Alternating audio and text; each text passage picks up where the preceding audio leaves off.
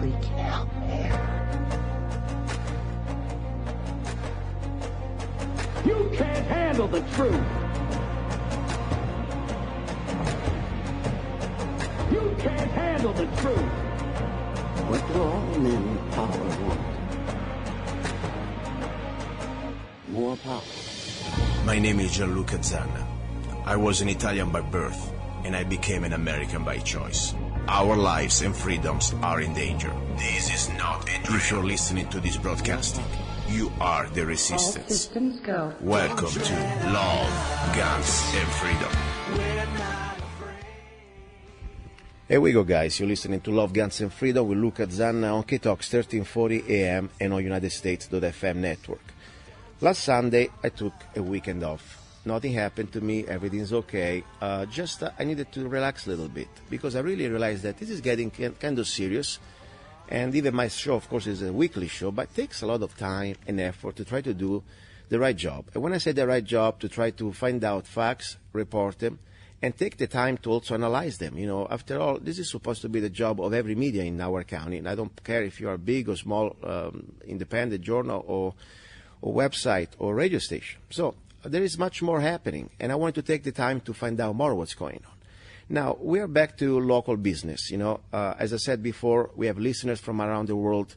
They may really probably don't care very much of what's going on in Mojave County, but I think this is important because it's the exact example what we can do, no matter where you are, in which state or which county of the world, how every of us, every citizen, every human being can be responsible to create a better world. That's what we are. You know, that's why we use government. Government, the idea would be to protect our rights. And that's why as a civilized country or people, we want to evolve and we want to try to use, you know, this sort of a representative form of government that can pretty much take care of business in a civil way. Now, unfortunately, things that don't get really civil when we come to politics. There is a lot of powers, there is a lot of dark forces, and you realize that the battle between good and evil, it is not just something that is there in the books. It also happens in politics, and I really believe that politics is just another dimension where all this is happening. As I said before, I do not endorse anybody, I do not take any side by the truth. My job is to report the facts, go out there, ask questions from both sides, give the microphone, and try to give you always the same time. And I always ask you the same honest questions because I don't care who you are. Really, I don't really care. Of course, I have my own personal friendship and preferences. But when I come down behind this microphone, my job is to be impartial. Now, I had before on my show one of the candidates running for Mojave County Sheriff, and her name is cori-merryman. By the way, she's the only woman candidate, and not because I care. Honestly, she could be also, I don't know, half and half. Will be still fine with me. I think the most important thing here is not that she's a woman, but she's a person that she has a clear agenda, and the agenda is to be a constitutional sheriff. And that, for me, was one of the most important things. And we ask questions, and you can find out, of course, one of the show that we had her as like I had many other candidates on lovegunsfreedom.com. Now, today I have back her here on the show. And the reason why is not because I want to ask her more questions about her agenda or about her policy or her beliefs. We already went through that. We had Sheriff Mack. You know, I played his speech, his official, when the endorsement speech that Sheriff Mack, former Sheriff Mack, pretty much officially endorsed Mrs. Cori-merryman. So we did all that part. Now, today is something different. You know, when somebody sues somebody else, normally I don't care if he's in the private life. But when we have the only candidate running for sheriff who is being sued in a civil court, I think it's very important. We need to find out why. I mean, this is an important matter because I really believe that we should use the court like in an appropriate way to try to keep everything civil, of course, but the same way what's really going on. So that's why I wanted to come here. And today I'm not in my show, but I'm in Havasu. And I have in front of me, in an undisclosed location, here in front of me, I have Mrs. Cori-merryman. Hi, Cori, how are you? I am excellent. How are you? Very good. You know, you say excellent. Normally, people, when they get sued, I don't care how big or small, it's always a pain in the butt, excuse me, but I'm glad that you're excellent because I would like to know more. I'm kind of concerned, even it's not my business, but I would like to know as a person that is here, trying to understand also the candidates. Why did you get sued? By whom? First of all, by whom? I am being sued by Mark Collins. And let me see, because I have in front of me this document of the Superior Court of the State of Arizona and the County of Mojave, Mark Collins. And by the way, Mark Collins, this is public, this is official lawsuit, so I'm reading something that is not like out of this private life. So we have a public record here from Fort Mojave, dental care. So it's like a dentist guy? Yes, he is a dentist in Fort Mojave, and his wife, Queen Collins, is also on the lawsuit paperwork. So both of them, they sue you? Yes. Okay. Why?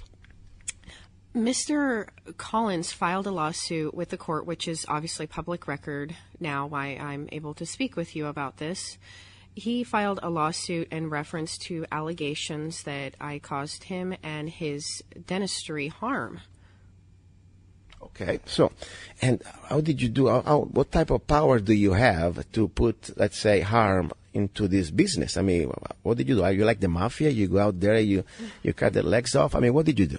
Actually, absolutely nothing. He chose to post on his Fort Mojave Dental website his displeasure for me running for Mojave County Sheriff. Mm-hmm. In reciprocation of that, I did a Facebook post on my Facebook page stating that he was not pleased with me running for Mojave County Sheriff.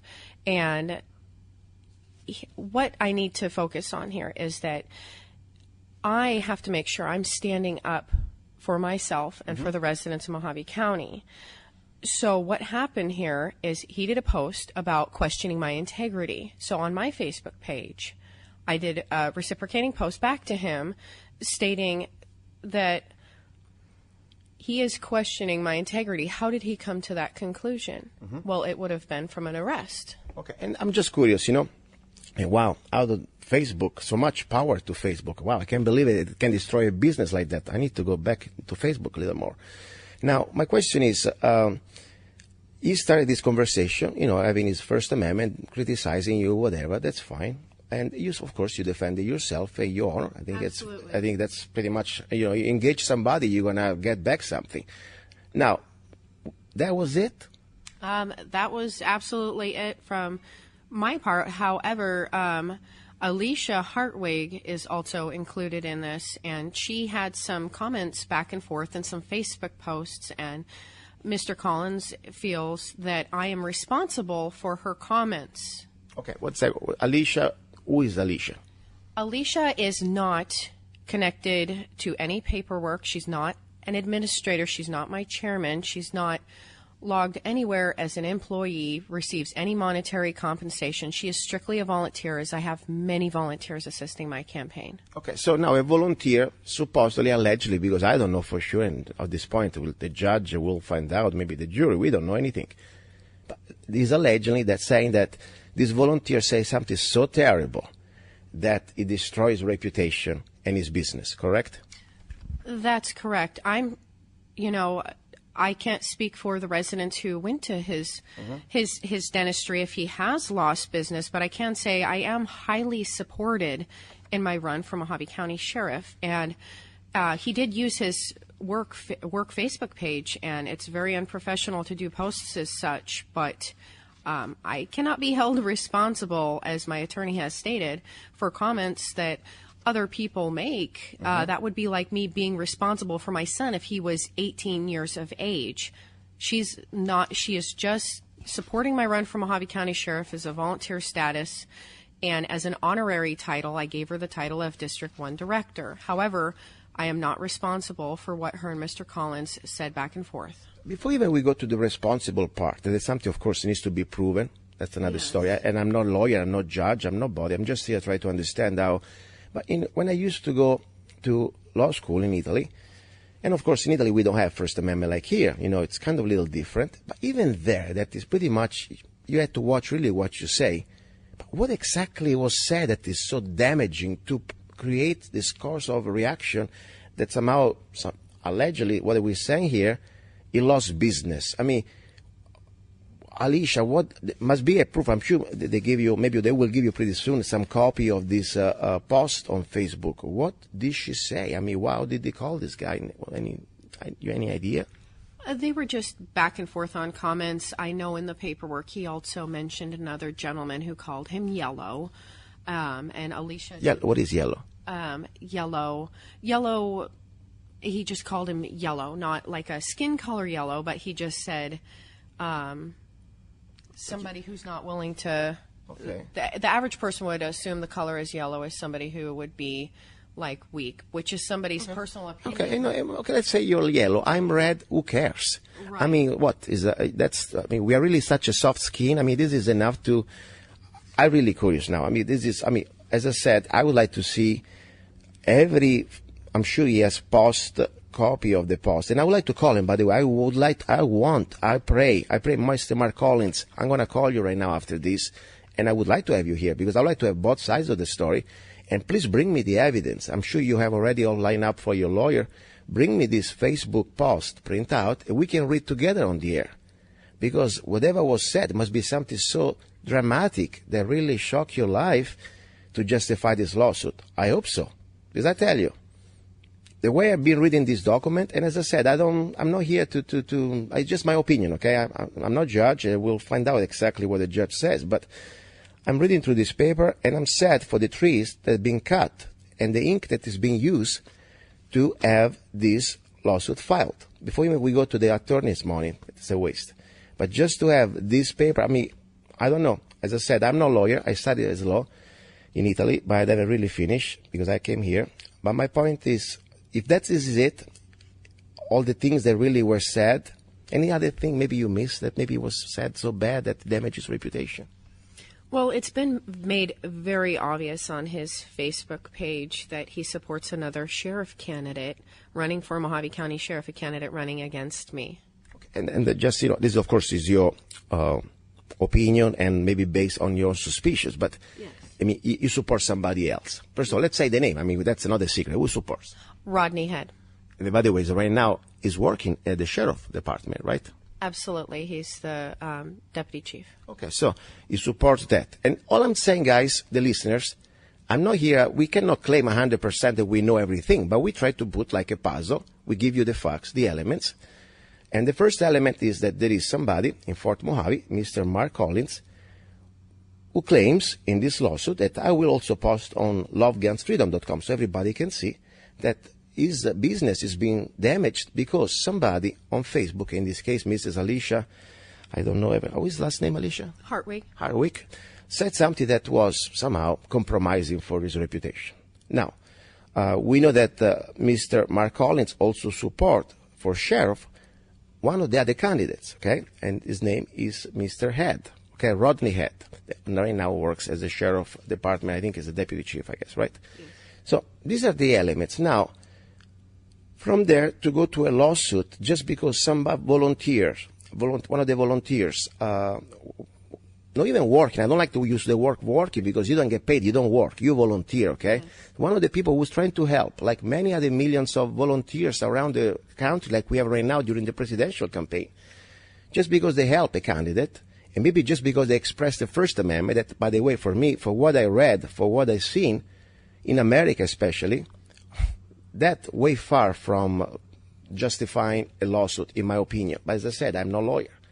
But I would like you listeners, take the time to start to think what's going on here.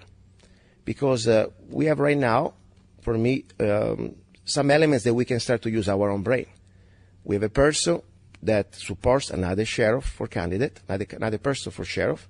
In this case, is Mr. Mark Collins, is the person who's filing this lawsuit. Then we have one candidate here, Mrs. Cori-Merryman. All she did, she was trying to defend herself with a very, I read part of the post, in a very, I think, almost mild way. I'm glad I wasn't there because if it was me, I would probably wrote different thing to Mr. Collins. And that's okay, I'm glad. But the point is, what I read about what she wrote was very polite. And now all that, now we go in front of being served and be in front of a lawsuit in the middle of a campaign. Well, as I said, every one of you guys, listeners, you need to start to use your own brain. Something, it's happening in this campaign. I think we realize that when things going to get nasty means there is a reason. And I believe when somebody starts to get some heat, maybe because he's on target or she's on target. So I don't know all story, but I really hope soon, very soon, there's going to be a judge. They're going to start to somehow go through this paperwork. And when is your first court date?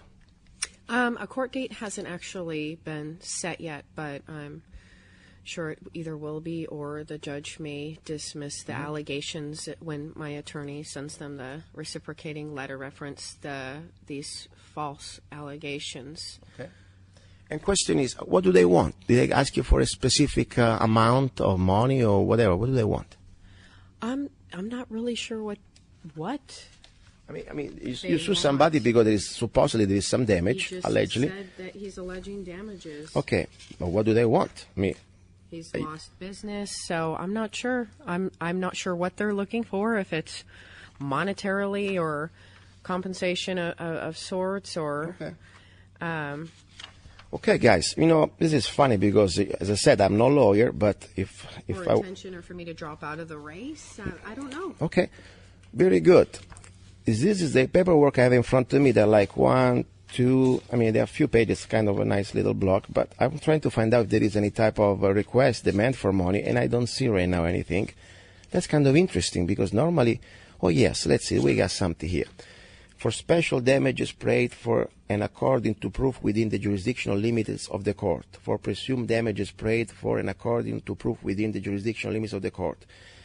For costs of suit and prejudgment interest, for reasonable attorney's fee. They don't really say, they pretty much just very vague. There is no number. That's very interesting because if somebody lost business, they should pretty much prove how much business you lost, even if, first of all, even before we go there, if this is really even admissible to a court. But, wow, all I can say is a big wow. But as I say, this is important. I'm glad that you want to talk about this because many times people don't want to talk about lawsuit because they think, oh my God, I've been sued. It must be a bad trademark or excuse me, a bad stamp on me. I realize that instead this can be good. And you know why? Yes.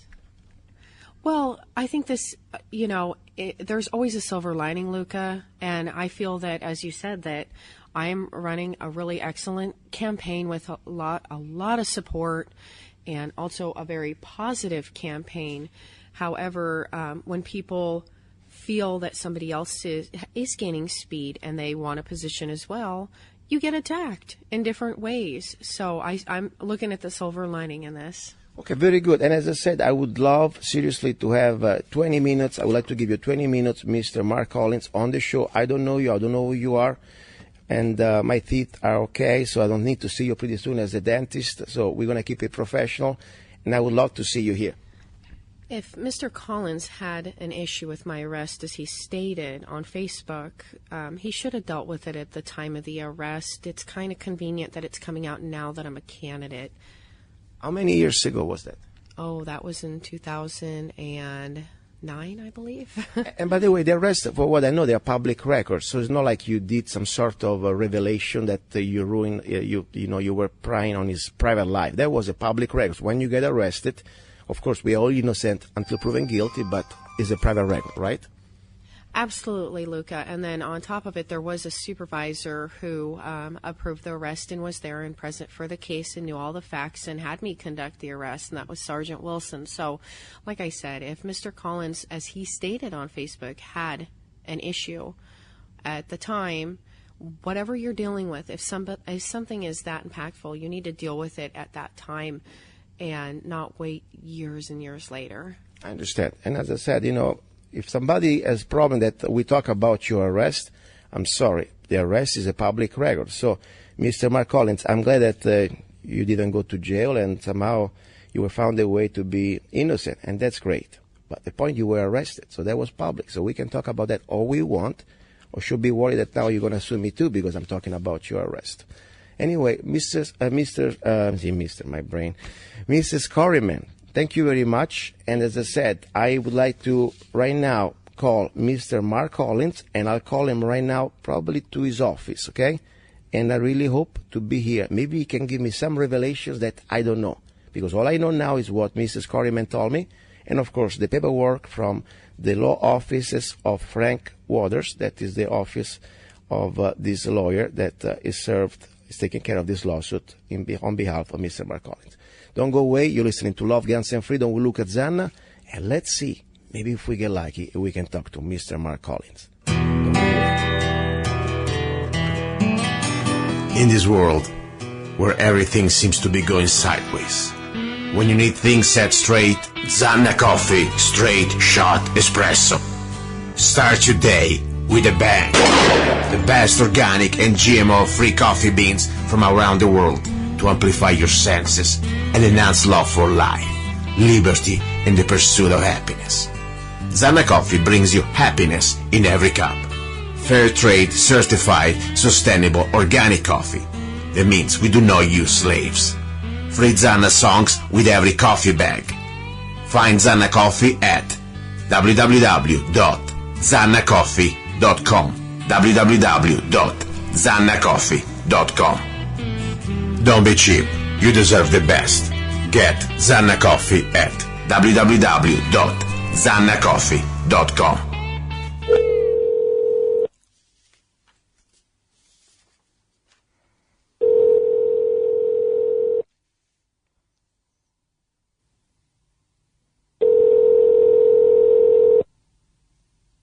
Fort Mojave Dental, how may I help you? Yes, hi, good afternoon. My name is luca-zanna. I'm from the radio show Love, Guns and Freedom on KTOX 1340 AM. And I was trying to reach the Dr. Mark Collins, if he's there. I'm sorry, where are you from? From the radio show Love, Guns and Freedom. And he's on KTOX 1340 AM down in Needles. But also I'm here in Arizona. And another thing, I wanted to talk, if it's possible, to Mr. Collins regarding the lawsuit that I've been covering on the show.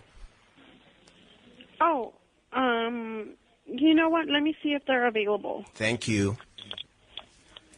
Here we go. I talked briefly with Mr. Dr. Mark Collins. I'm not going to put it on the air because pretty much said nothing, that he was going to talk to an attorney, and I respect that before he was going to be on the air. This is not an ambush type of reporting, okay? I give you the opportunity to talk, and if you don't want to talk, that's fine. So bottom line, he doesn't seem to be wanting to talk right now, but he said that he was consulting the attorney. That was probably a few days ago. I didn't hear from him back. I am assuming that he doesn't want to talk. That's fine.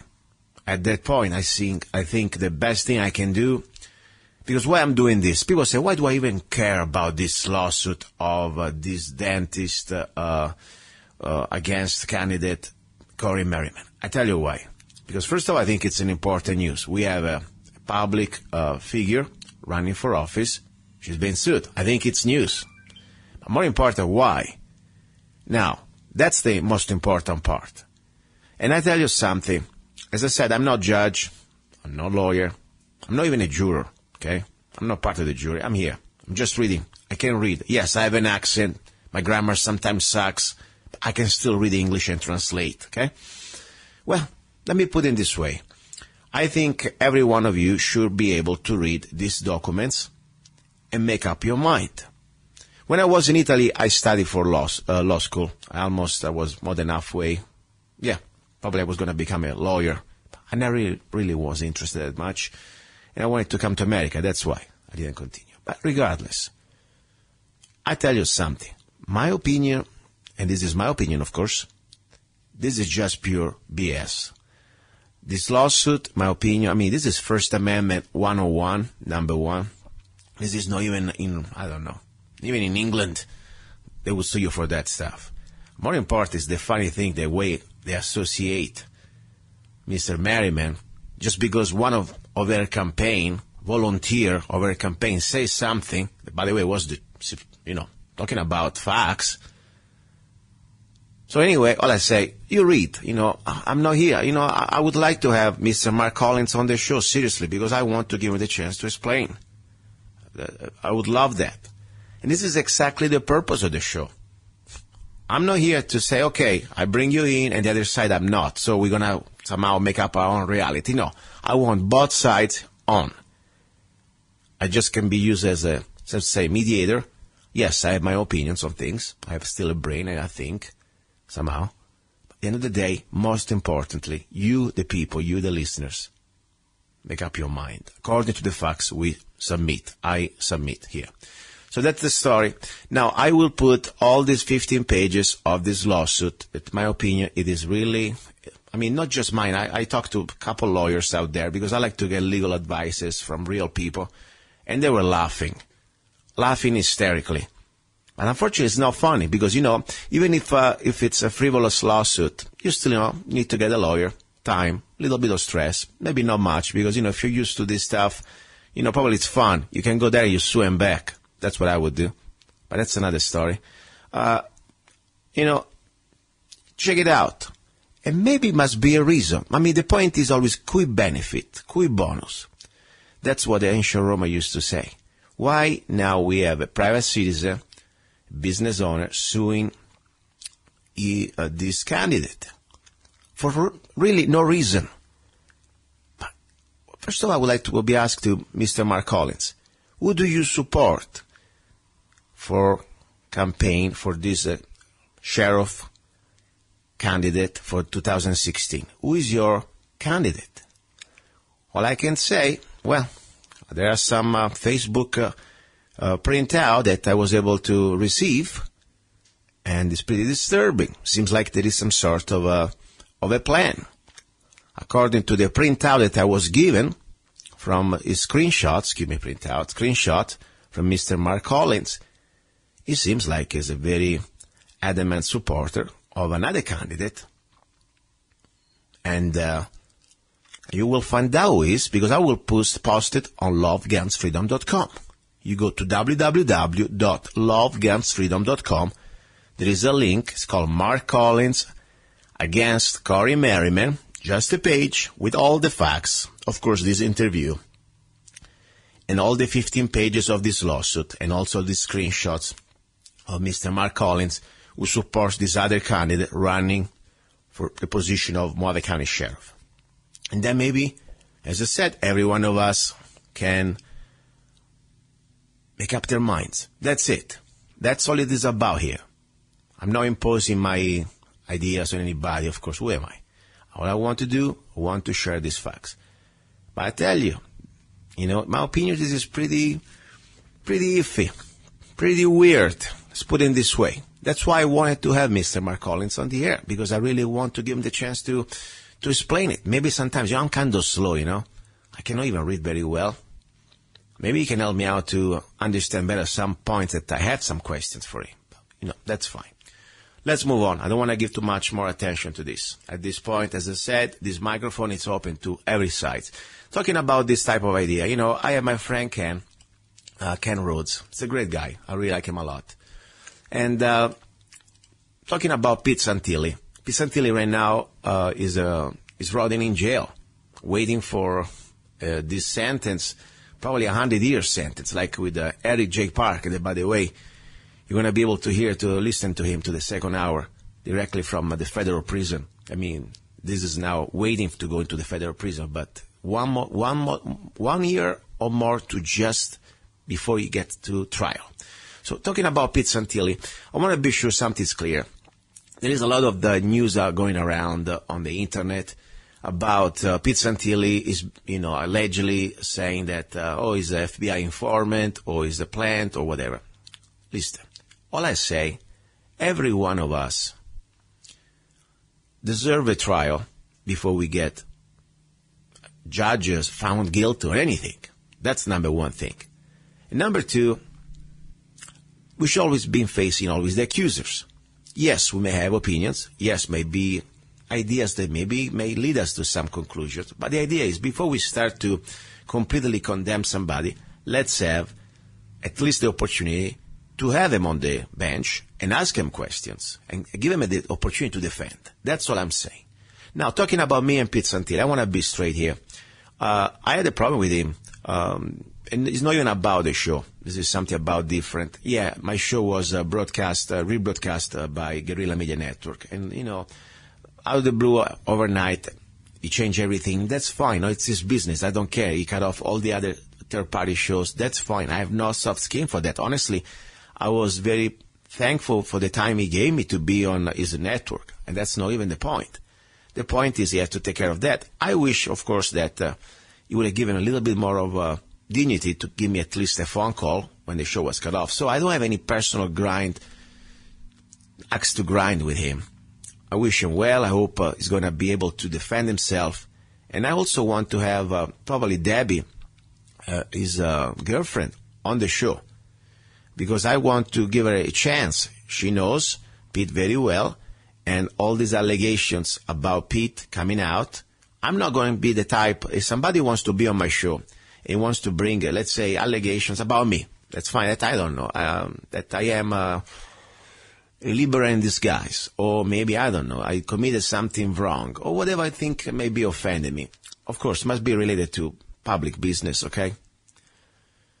But the point is, I want you on, and I would love to engage you, because I would like to face the accusers. That's part also being talk show, you know? That's the idea. So I said, somebody, let's say, because there is a lot of voicing, forget about the FBI informant. There was this big, the trackers march on Washington a few years ago. There were allegations that Pete did something not completely nice to some of these organizers. So I don't know all the facts. All I know what I've been told. But I would like to bring both facts. And not just because I want to bring or put Pete down, especially now that he's in jail. Poor bastard. I mean, I feel sorry for him, seriously. Like, all these guys don't deserve that. But because I want to give him the opportunity to defend himself and keep things straight. That's what it is about, this show, seriously. So when I bring, let's say, a candidate like Mrs. Cori-Merryman, because she's being sued by this Mr. Mark Collins, it's my duty and my desire to bring Mr. Mark Collins here. Like what I did with, Mr. David Johnson a couple of weeks ago. This citizen, this concerned resident of Mojave County who had found allegations, allegedly, candidate Schuster, running for sheriff, allegedly, broke some law, allegedly. So I had to bring them both. Of course, Schuster didn't come, but Mr. Jim Leeson came. So this is exactly the idea, to have a real talk show. Not something that it is prefab, pre-made. Some things we can talk, some things we cannot talk. No, we can talk about everything here. Okay? That's the idea.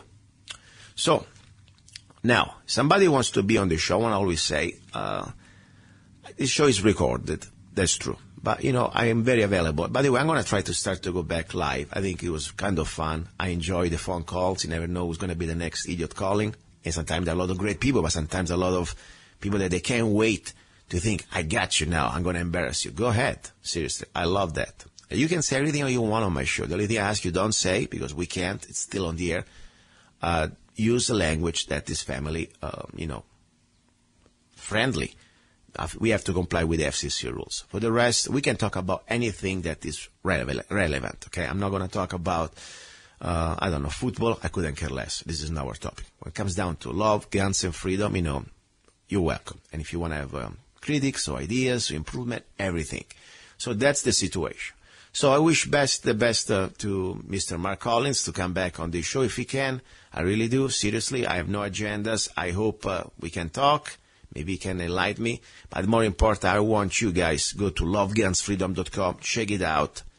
Check this 15 pages lawsuit against Cori-Merryman. And you tell me what you think.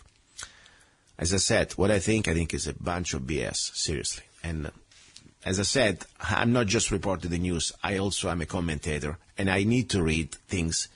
Maybe I'm wrong. That's why I wanted to bring Mr. Mark Collins on the air and his lawyer to at least explain to me. That's it. But if they can't, my limited English, I have to read the way I can read. All right, guys. Now, next situation. We go to some more news, but before a little song, okay? I remind you that you're listening to Love, Guns, and Freedom with Luca-Zanna. And this is no NPR. I said many times, this is not the government. Nobody's coming to your door with a gun pointed at your face, extorting your money under some law. No. This is about free market as it can be. First of all, please support the station if you can. I think they're trying very hard to relaunch the station. But beside that, of course, my show is an independent show. I'm here. I'm also on the internet, and it takes me time. Honestly, I don't need this job. I don't care about this job. I don't care to be on the air. I don't need the attention. I don't want the attention. I already have enough. And I don't really need all this. Why am I doing this, say? You know what? 2 years ago, I was given an opportunity. At the beginning, I was almost laughing at myself, and I said, are you kidding me? Can't even speak straight here. They don't even understand me, probably. Then I say, you know what? Maybe I can improve. Maybe I should improve. Since I'm in America, I need to improve. So give me the opportunity to improve my English, number one, at least to be more focused and learn, because the show gives me the opportunity to learn a lot about many things. And also, when I realized that every one of us has a responsibility, I said, you know what? This is going to be my little commitment. Everybody does, at least everybody should do a little bit of love. Some people go to the hospital, try to help the people that are sick. Some people help the people that are poor. Some people help, I don't know. You want to help. You want to do your little human part, okay? My little part is spend few hours, maybe more than few, unfortunately. It's getting more and more time consuming, to put every Sunday a show that brings you news, facts, and opinion, to try to awake every one of you who's listening. And I don't care if you are from England or from Germany, Italy, or Kansas City. We are human beings. For sure, we are here Americans. We have God-given rights, and nobody's going to take it away from us. And I pray all over the world they're going to be able to unite and take their rights too. That's my goal. And that's pretty much the idea. So it's my form of love and activism. That's why I'm here. Okay. Sometimes we talk about things that they're not exactly easy. I mean, now listen to the second hour I'm going to present to you today. It's pretty disturbing. I'm telling you, pretty disturbing. I mean, phone call recorded directly from the federal, or whatever it is, prison. And then, of course, who else is recording? Not just the facility, but also the FBI and everybody else. And they try always to find anything they can to throw at you. And right now, remember, you know very well, I already told you so many times, doesn't matter if you are perfect. You say, oh, I've done nothing to hide. I'm fine. Why should we be worried? You know what? Doesn't matter. We are living under the Patriot Act. We are living under the National Defense Authorization Act. And we have also, Mao Zedong from Kenya sitting right now at the White House. How does it sound that? Okay? With a plan that has been set more than 50 years ago, and now we're at the final stage of the final takeover. So people, anybody of you that say, oh, I have nothing to hide, doesn't matter. First of all they need now is an excuse, even just a mistake.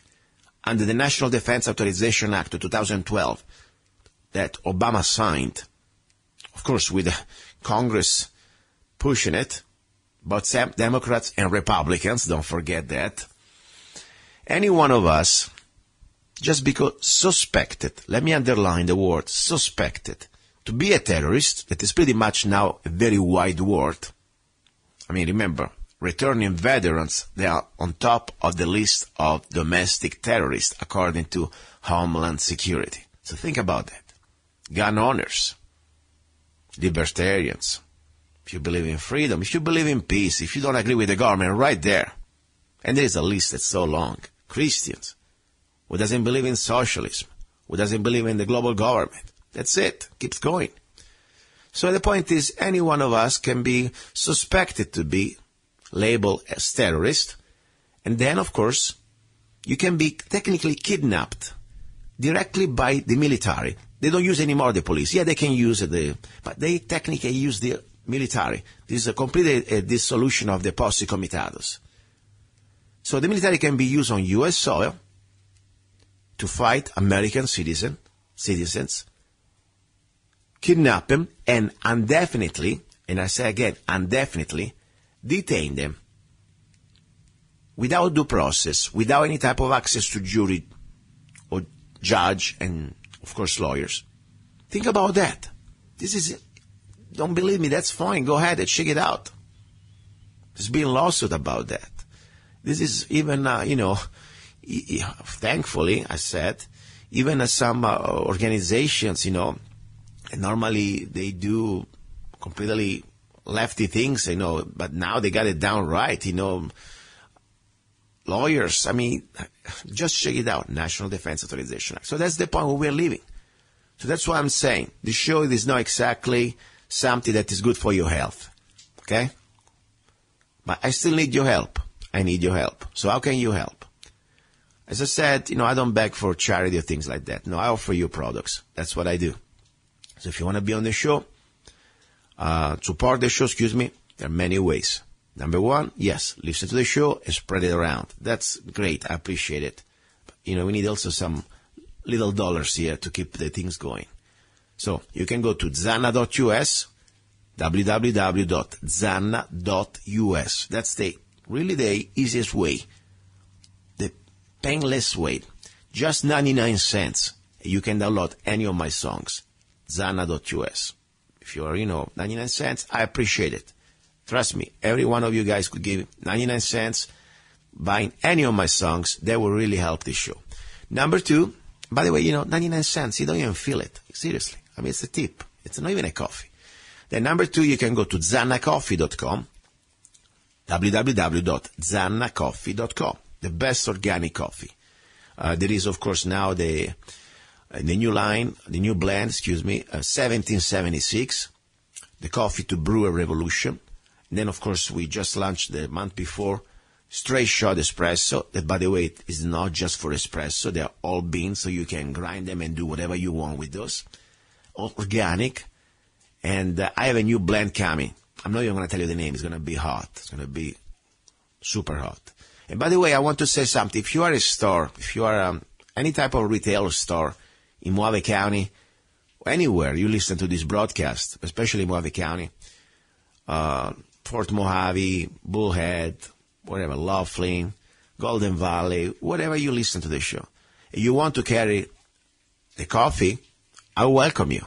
I will give you wholesale prices because I don't like even to do retail, So I would be happy to work with the local businesses who want to carry my coffee. And I tell you, especially if you like extremely good coffee, it's organic, GMO-free, and fair trade. People say, what it means fair trade? We don't use slaves. That's the simple question. Excuse me, simple answers. Yes, everybody gets paid decently, according to free market, of course. Okay? But the point is, nobody's working for free with a chain around their neck. That's the bottom line. So that's the way you can help. And then, of course, now we have the Freedom Rifle. That I already talked about that last Sunday. And freedomrifle.com, the most affordable, military-grade, AR-15 semi-automatic rifle, chamber in the 223 Wild. By the way, it is this configuration, the first configuration that we have, it's the M4 carbine, U.S. made. It's amazing. Just $499. And let me say again, $499 a rifle. You get the upper from me. Don't trade on us upper. I'll direct you also from one of my FFL dealers that will ship you the lower. Then you get a bunch of free bonuses. Just to let you know, with the upper, you also get a free copy of the United States Constitution in parchment, like a replica. Beautiful. $15 value. Then you get a copy also on my CD, Don't Trade on Us, digital version, downloadable. Then you get also on the ejection port of the upper, it's laser engraved, Don't Trade on Us, the American flag. Beautiful, nobody else has that. Rifle by Zanna. Then you have also, just to let you know, access to rifletraining.tv, where you can download all the chapters from my book, How to Become a Rifleman, and be able to use this rifle safely, and also more important, as important, I would say, in a way, as a marksman, as a qualified rifleman, being able to shoot 4 minutes of angle with no benches, just from standing, sitting, and prone, using your sling. So that's very important. And then the first 100 guys, women, doesn't matter. By the way, I'm a lot of women buying the rifle. That's great. You get also a free T-shirt. Slaves are never armed. I'm not a slave. So that's pretty much the way you can help. And why I'm spending this little extra time? Because sometimes, I do interviews for an hour. And my goal is just to bring you the information. That's it. I don't even go around looking for sponsors. Because sometimes if I have to look for a sponsor, sometimes I need to sacrifice some other things. Of course, I like to have good sponsors, but must be always sponsors that will respect the content of this show. In this show, we can talk about everything. You can also talk about me. I'm being an idiot. That's fine. I don't have a soft skin. If you think I'm whatever you want to say, let's talk about it. Come on the show. That's fine. All I say, do not use a language that is no FCC, And more important, B, makes sense. This is not about insulting each other. If you have a real reason, something that I've done wrong or whatever, I'm not afraid to bring you on and we can talk about it, okay? That's the bottom line. Now, little bit of music, and then we go with some other news. You're listening to Love, Guns, and Freedom with luca-zanna on KTOX 1340 AM and on United States.FM network. Do not go away.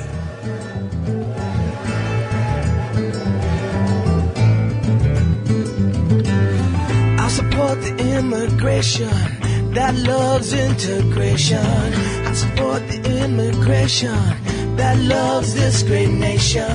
I'm an immigrant myself, so if you got a chip on your shoulder, just go to hell. Yeah.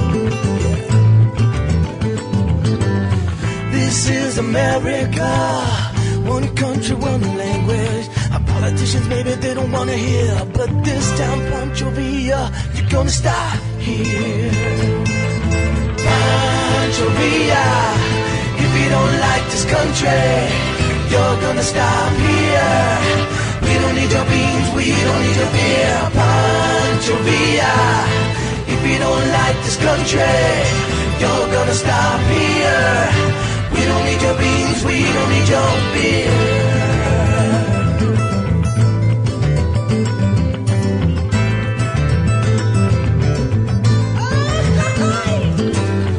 If you come to desecrate, if you come to separate with your pathetic reconquista, all we're gonna say to you is hasta la vista.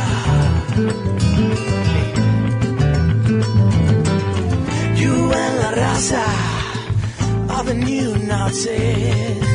You don't wanna integrate, you teach how to hate, but then of course you like it. You like to eat off America's plate. Pancho Villa, if you don't like this country, you're gonna stop here. We don't need your beans, we don't need your beer. Pancho Villa, if you don't like this country, you're gonna stop here. We don't need your beans, we don't need your beer.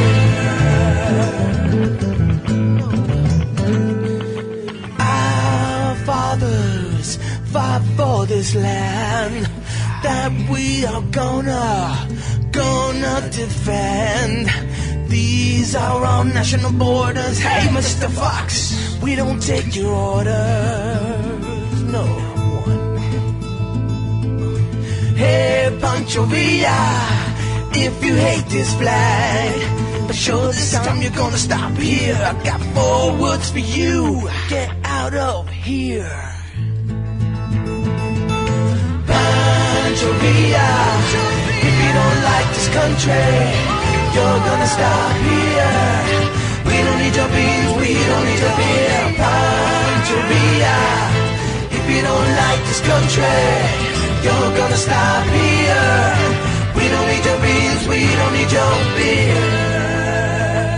We, the people of the United States of America, this time, we are waiting for you at the gate. For our sons, for our country, for our fate. No lawyers, no politicians, no more BS. This time, dear Pancho Villa, we're gonna kick your ass. Pancho Villa, if you don't like this country, you're gonna stop here. We don't need your beans, we don't need your beer. Pancho Villa, if you don't like this country, you're gonna stop here. We don't need your beans, we don't need your beer.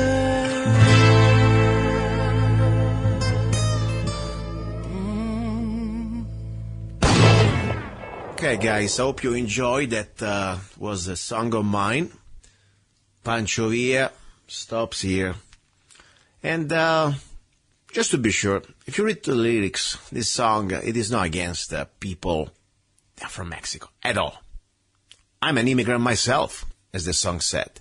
But if you come here to desecrate, if you come here to hate, with your reconquista in your mind, guess what? Go back where you're from. That's the bottom line. I have a lot of friends. I don't even call them Latinos, Mexican, American. No, they're Americans for me. Yeah, they have an accent, sound a little bit like mine. That's fine.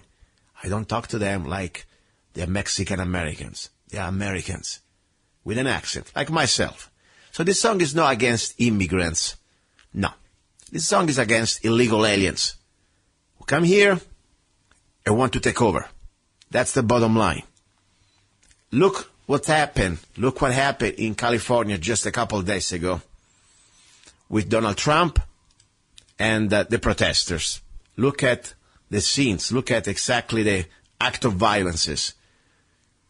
Waving Mexican flags high, burning American flags, being violently beating up people just because you don't agree with them. Okay? Seriously. Seriously. This is exactly the plan. California, it's gone.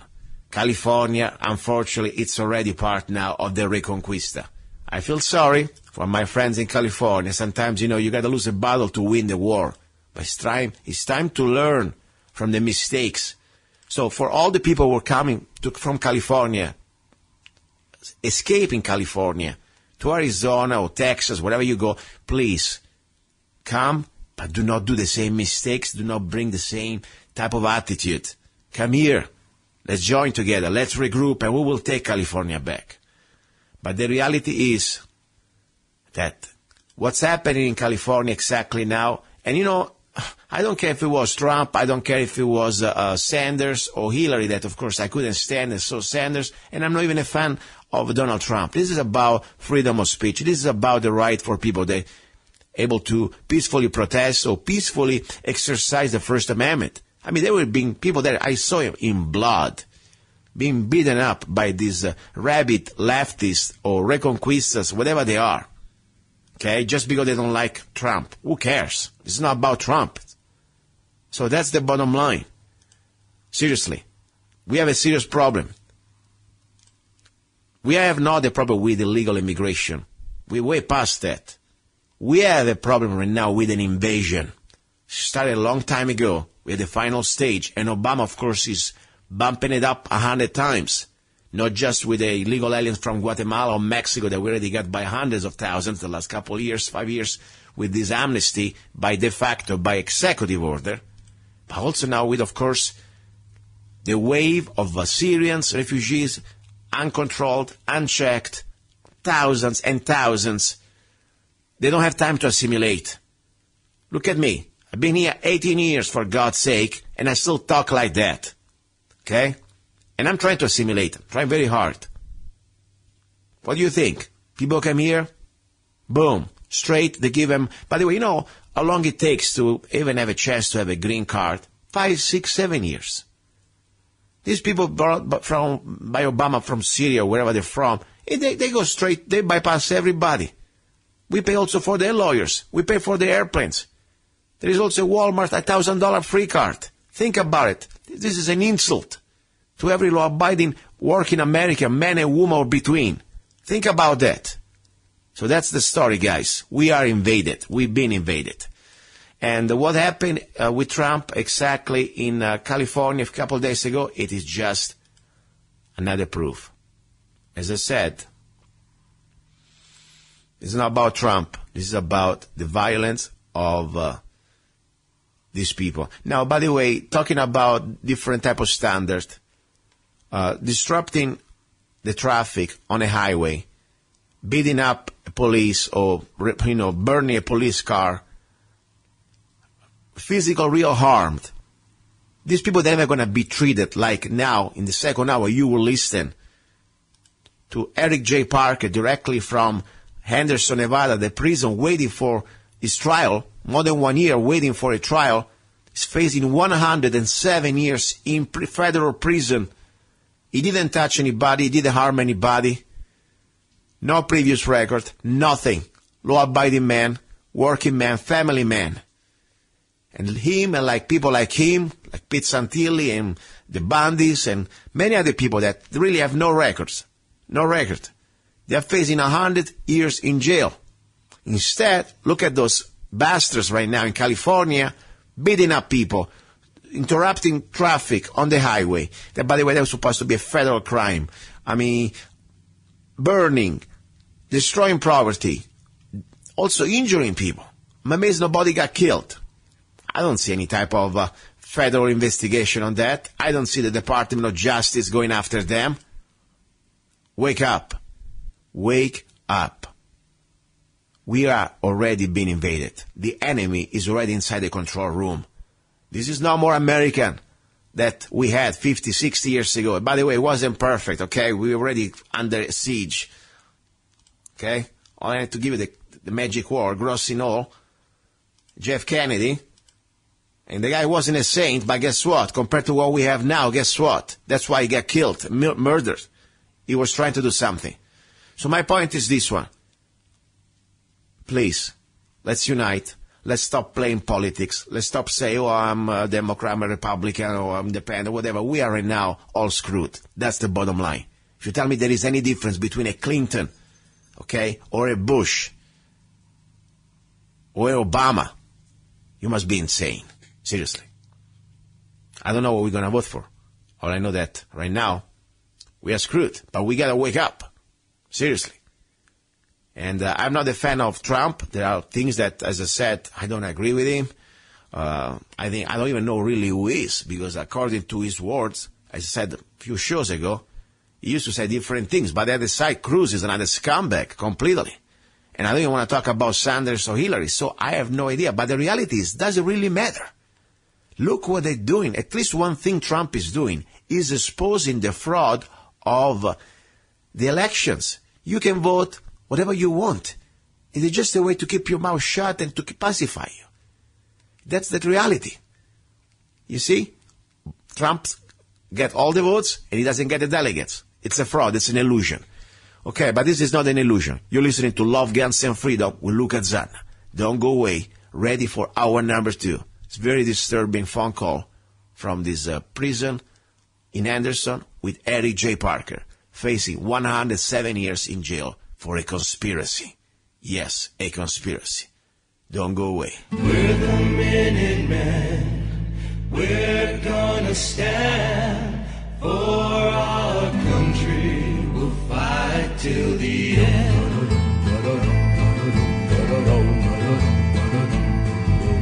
We're the Minutemen. We're gonna stand for our country. We'll fight till the end. We're the Minutemen. We're common people. We're just women and men, but our borders will defend. Against You're listening to Love, Guns, and Freedom with luca-zanna on United States .fm network. Okay, guys, this is breaking news. This is luca-zanna on Love, Guns, and Freedom on KTOX 1340 AM. Guess what? I just got a phone call from Anderson, Nevada, from Eric J. Parker. This is directly from the jail. And I didn't expect this phone call. I have no idea what he's going to ask or what he has to share. Please stay with me. Here we go. Eric, are you there? Yeah, I'm here. Please. Hi, Luca. How you doing, my friend? At least, you told me, considering everything you're doing, okay. But first of all, remind everything exactly. Where are you right now? What is the name of the jail? I'm in Henderson Corrections Detention,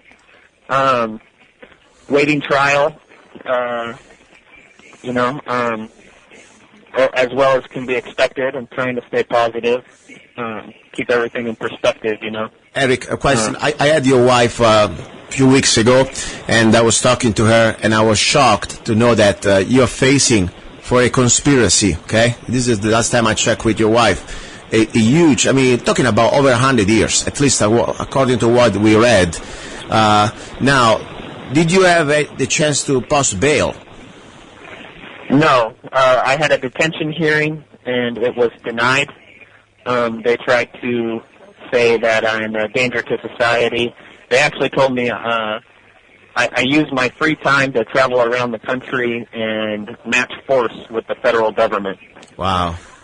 And they denied any kind of pre-detention pretrial release.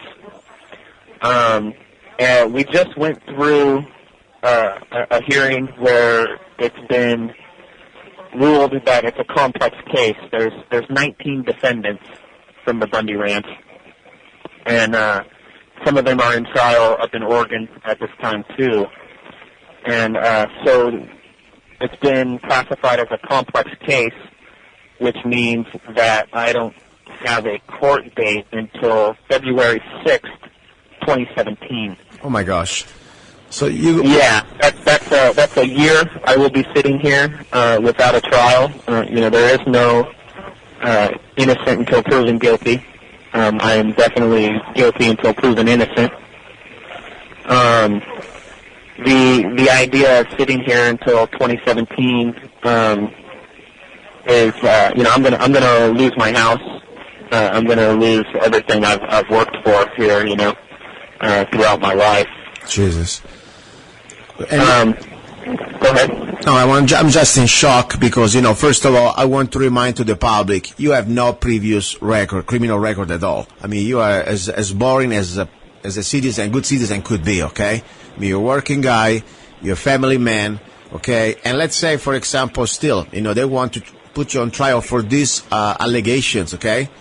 Still, what is the point to make destroy your life, 1 year in prison? That's something they're never going to give it back to you, okay? And they deny you bail, that I know for sure. I mean, even if you do a bank robbery, I guess, I'm sure you can get bail. I know that some people who rape children get bail, okay? Seriously. I mean, this is a travesty. Go ahead. I could have murdered somebody in the streets and been facing less time than I'm facing right now. Let's remind how many years you're facing, please, at least on paper, according to their stupid papers. If I'm found guilty of all the charges, there's about 11 charges out of a 16-charge indictment that I'm a part of. And if I'm found guilty, it's going to be at least 100 years. If I got the maximum on each charge, it would be over 100 years. That's the rest of my life. Oh my God. I never hurt anybody. They want to claim that I was part of some huge conspiracy to offensively force the federal government to back down. And one of my charges is assault on a federal officer.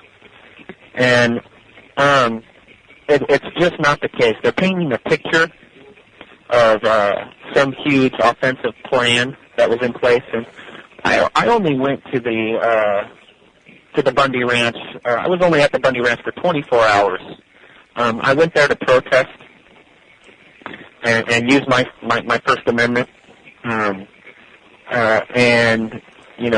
things happened, and I felt like I was going to be shot and hurt, just like a lot of other people did. And they want to say.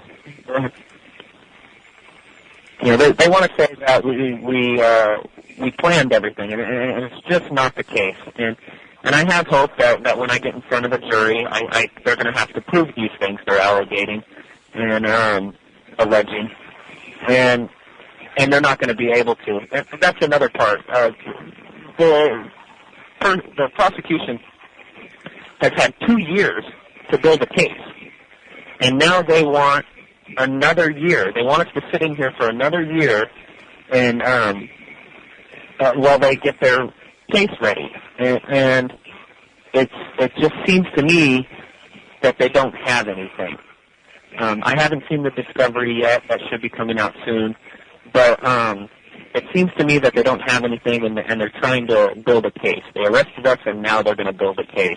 And if I can add something, I'm sorry, but I feel like this is almost a shakedown, because meanwhile they know that people like you guys, you're not like professional criminals. You have a life, and as you say, you have a home, you have a family, and you work for a living, okay? So to rot 1 year in jail, right there is a pretty much like a threat to your future. And then they put you in the scare mode, like not even Charles Manson get the treatment that you get in 100 years in jail for kill nobody, okay, to have harm nobody. just to exercise your basic rights as Americans, also self-defense. I tell you, somebody should be on trial here. This is just me talking. The federal officers decided to point loaded rifles and at Americans. We were peacefully waving our flags and even protesting, but nobody got hurt. We didn't throw rocks. We didn't do anything harmful. We were there peacefully. So that's the point. These people should be right now on trial. But this is just me, of course. Now, my point is, I'm shocked. Because what can we do, first of all? I mean, you're there. I hate when people say, okay, I remember when it was on Facebook, people were saying, if somebody's going to arrest these guys, the revolution's going to start. There is no revolution here. Everybody's hiding in their little holes. And all this big mouth is warrior general, armchair generals. Right now they're hiding. What can we do peacefully as Americans, as brothers and sisters, to help you out, first of all, in every way we can, because I think you, like many other of you guys, they're there rotting, they need help, and also to try to bring awareness to the rest of America. Yeah, prayers, letters, and phone calls, they work. The phone calls got me out of solitary confinement. I was in solitary confinement for about 50 days. Oh, my gosh. And, that got me out of solitary.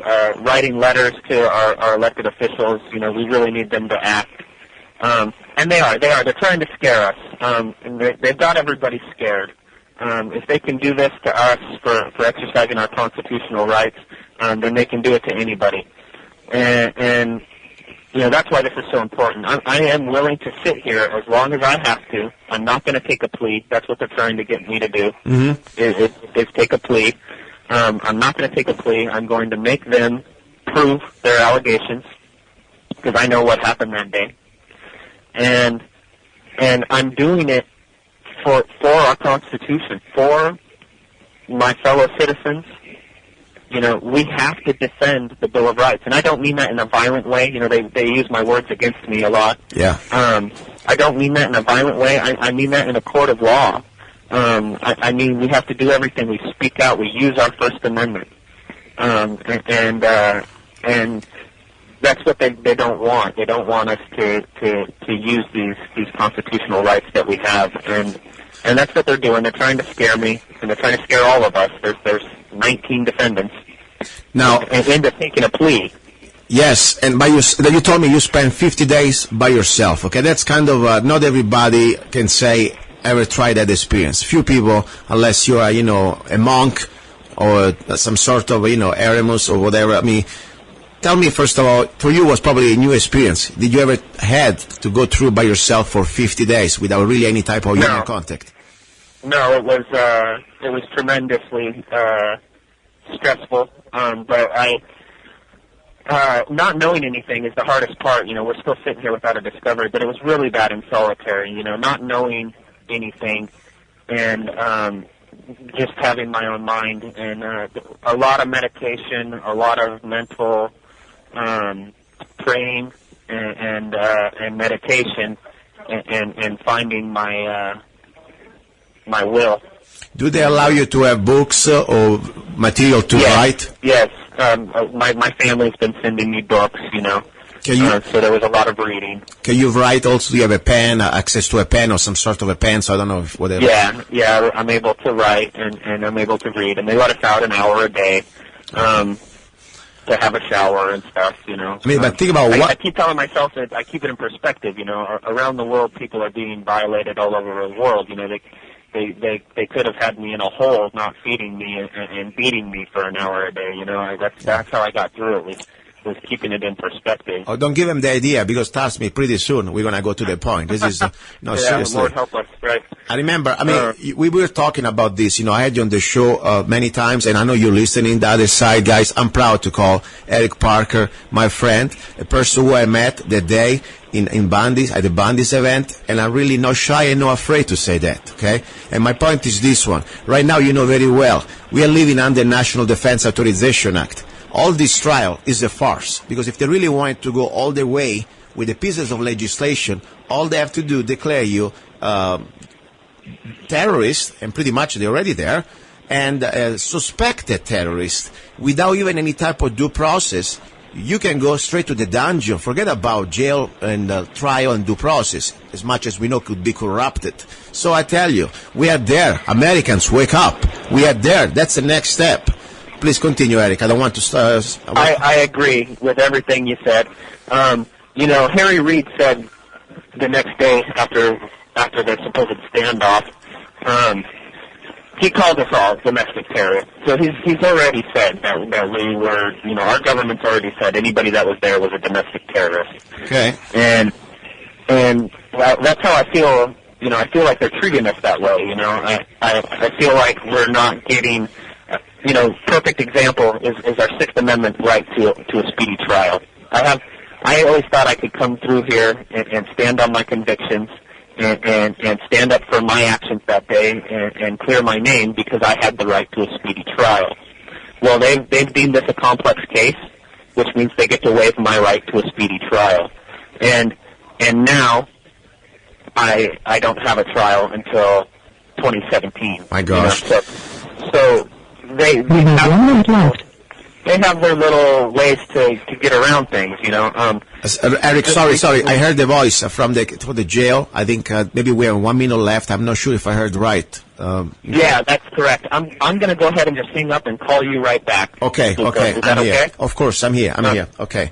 All right, I'll call you right back. Okay, guys. The caller has hung up. Okay, this is live. It's recorded, but it's live, okay? You're listening to Love, Guns, and Freedom with luca-zanna. This is Eric J. Parker facing 107 years in federal prison for a conspiracy, a law-abiding man, family man, a person who never had committed any crime. As I said, even if you're a bank robber, okay, or you kill somebody, I don't think you face 107 years. This guy, just because he went to the Bundy's event 2 years ago, 2014, peacefully protesting, okay? And he was the one on the bridge. And when the federal agents, they were pointing loaded weapons at unarmed Americans. Yes, as a human instinct, as an instinct of self-defense, as a deterrent. He had a rifle, but he didn't kill anybody. He would just say, hey, don't shoot us. That's it. And even that must be proven. This guy now is sitting more than 1 year in jail just to wait for trial. Think about that. Everybody deserves a basic due process. Rotting in jail for more than 1 year when you don't have any type of previous record. This is insane. A destruction of your family life. And the charge that is back. Hello, this is a free call from Eric. an inmate at Henderson Detention Center. This call is subject to recording and monitoring. To accept this free call, press 1. To report this thank you for using Securus. You may start the conversation now. Okay, Eric, are you there? Yeah, I'm here. Luca. I'm curious. How much is going to cost you this phone call? Every time you call, how much cost you? 21 cents a minute. Okay, wow. At least they don't do it's not that bad. Not that bad. Yeah. I was thinking worse, consider what they could do. Please continue. Right. I don't want to waste any of your time. Go ahead. So, I was talking about my constitutional rights and the constitutional rights that I thought I had, and I have to admit I was a little naive, I thought that I had those rights, and I'm proving to not. They during the complex case hearing, I watched numerous lawyers stand up and claim the right to a speedy trial for their clients. The decision came back a few days ago, and I was reading it, and the judge claimed that 13 of the defendants signed on to the idea of a complex case and waived their right to a speedy trial. That's not what I saw in court, and I don't know. I'm waiting for the transcripts so that we can get those out there. But to me, it seems like they're just lying. They're flat out lying. I know that my co-defendants claimed their right to a speedy trial. We all know what happened that day. We don't we're not too concerned with the discovery that they say is so big. We just want our day in court. And then all of a sudden, here comes the judge's order, and it says that more than half of us waived our right to a speedy trial, and that's not what I saw in the courtroom. Wow. And so in that, also, they're filing the proposed protection order on the discovery and on the case, which means that they want to try us in secret. They want to be able to charge me for doing what I'm doing right now, calling you and telling the world what's going on. Oh my gosh. They're going to file a protection order that's very vague and very wide, and so that we can't speak about the shenanigans that are going on, and without being in violation and held in contempt. Like a gag order, correct? Yeah, like a gag order. You know, also in the Sixth Amendment, I have a right to a speedy public trial. Yeah. That trial needs to be public because the world needs to know what's going on. And that's exactly what I was saying before. You know, we're back to the National Defense Authorization Act. You know, they can do secret courts if you like it. It's going to be no jury, maybe just a military judge. Who knows? Seriously. Yeah, oh, absolutely. I mean, I wouldn't be surprised at this point by anything, to be honest with you. The idea that they can hold us in here for as long as they want, and you know, I was making a joke, and it's not a joke, but I was saying, you know, we exercised our rights that day. Well, now the government is exercising their right to completely ruin our lives. Yeah. And that seems like it's what's going on. It's the tyranny. It's the tyranny. Now, you know, one thing only I can tell you is positive about this. This should wake up everybody out there who still believes that this is a free country. We don't live anymore under the Constitution. We lost a long time ago, before Obama. Now, of course, it's to a new stage. And now this is the reality. And what are we going to do? That's the point. Yeah, exactly. No, that's exactly. I know with all my heart that we were meant to stand up that day and stand for our constitutional rights. You know, the media for 2 years, none of the mainstream media ever contacted me and asked me what happened that day. When they put my picture up and they were like, oh, Bundy and his right-wing militia and this and that, I was never contacted by Fox News. I was never contacted by MSNBC to ask my side of what happened that day. And you know, thank God we have people like you who are willing to try to get the truth out there, you know. But everything that I did was reactionary. That's the thing. They don't want you, America, to know that. They want everybody to think that we had some plan and somebody put me in a position and it was some great conspiracy. That's not the case. I never spoke to anybody there. So I was there for 24 hours to protest, and they started threatening to kill people. And they were prepared to kill people. They were pointing weapons at us. And I want to say something. I want to say something before I forget. I don't know if this is worth it. You know, I hate to come to a federal court, but guess what? How can I even say that when you're ready to spend 100 years? I'm there. I was there as a witness, as a member of the media. And if you need me, put me in your witness list. Seriously. Because I tell you, I will. I tell you, you know, I do need witnesses. That brings up a good point. I do need witnesses because the only witness I really have is, you know, my buddies who are sitting here facing 100 years with me. And I need people that were there protesting that day on the bridge to stand up and say, no, he didn't just run out there and get in that position. He only took cover after we saw the snipers and then the combat guys pointing the weapons at the crowd said that they were authorized to use lethal force. Exactly. And then he took cover. Exactly. You know? And that's what I want to say. If it wasn't for you and Scott and the other people out there, I don't think I would be here right now, be able to talk about this event, and probably I wouldn't be able to have the chance to report it and videotape that event. You know, seriously, I never had in my life a loaded rifle pointed at me, especially from somebody who's supposed to protect us. okay? Because these bastards, they cannot even allow to point loaded rifles south of the borders to illegal aliens or to drug dealers. They get sued.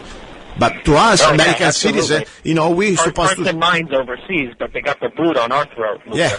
So that's the point. So I'm here. I know, at least, I'm sure it's an humble show. I wish I could do more, but everything I can to spread the facts, to spread the truth, I'm here. And use me everywhere, because I will say the truth. I hope they understand that. And if to say the truth is a crime, guess what? I think I'm a criminal too then. I will say the truth. You were there, and I'm glad you were there. Because I tell you, I've never seen you threatening anybody. All I know, the first people who were threatening was these people in uniform, pointing a rifle at us and intimidating us and telling us that we will fire. Okay? I mean, look at the guy at Fox News. He's the one that thankfully was there too. Otherwise, we really would be all shot. The guy, I forgot his name. Yeah, he was down there, and he knows. And I'll take this time to go. Where are you, Mr. Lynch? Why aren't you standing up for us right now and letting the world know that that's how it happened? You need to. This is when we need you. You should be standing up and yelling it from the mountaintops that they were ready to kill us, and anything that happened was us reacting to that and us exercising our constitutional right. Adams said that self-defense is the main canon in nature's rights. Mm-hmm. Self-defense is the primary canon in nature's rights. If we can't defend our lives, then it's all lost.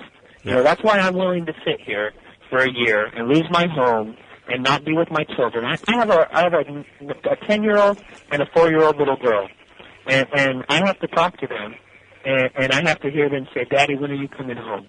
Well, I have to tell them, I'm not coming home until we establish our Bill of Rights, until we know that we can defend our lives. And if they make me rot here, then that's what I'm going to do. No, I understand. This is something I believe in. And this is for them. This is for them too, because we already living in tyranny. Imagine what's going to happen 20 years from now if we let this happen and flourish. I mean, flourish is not the right word. Let's say creep in. This is like a cancer now.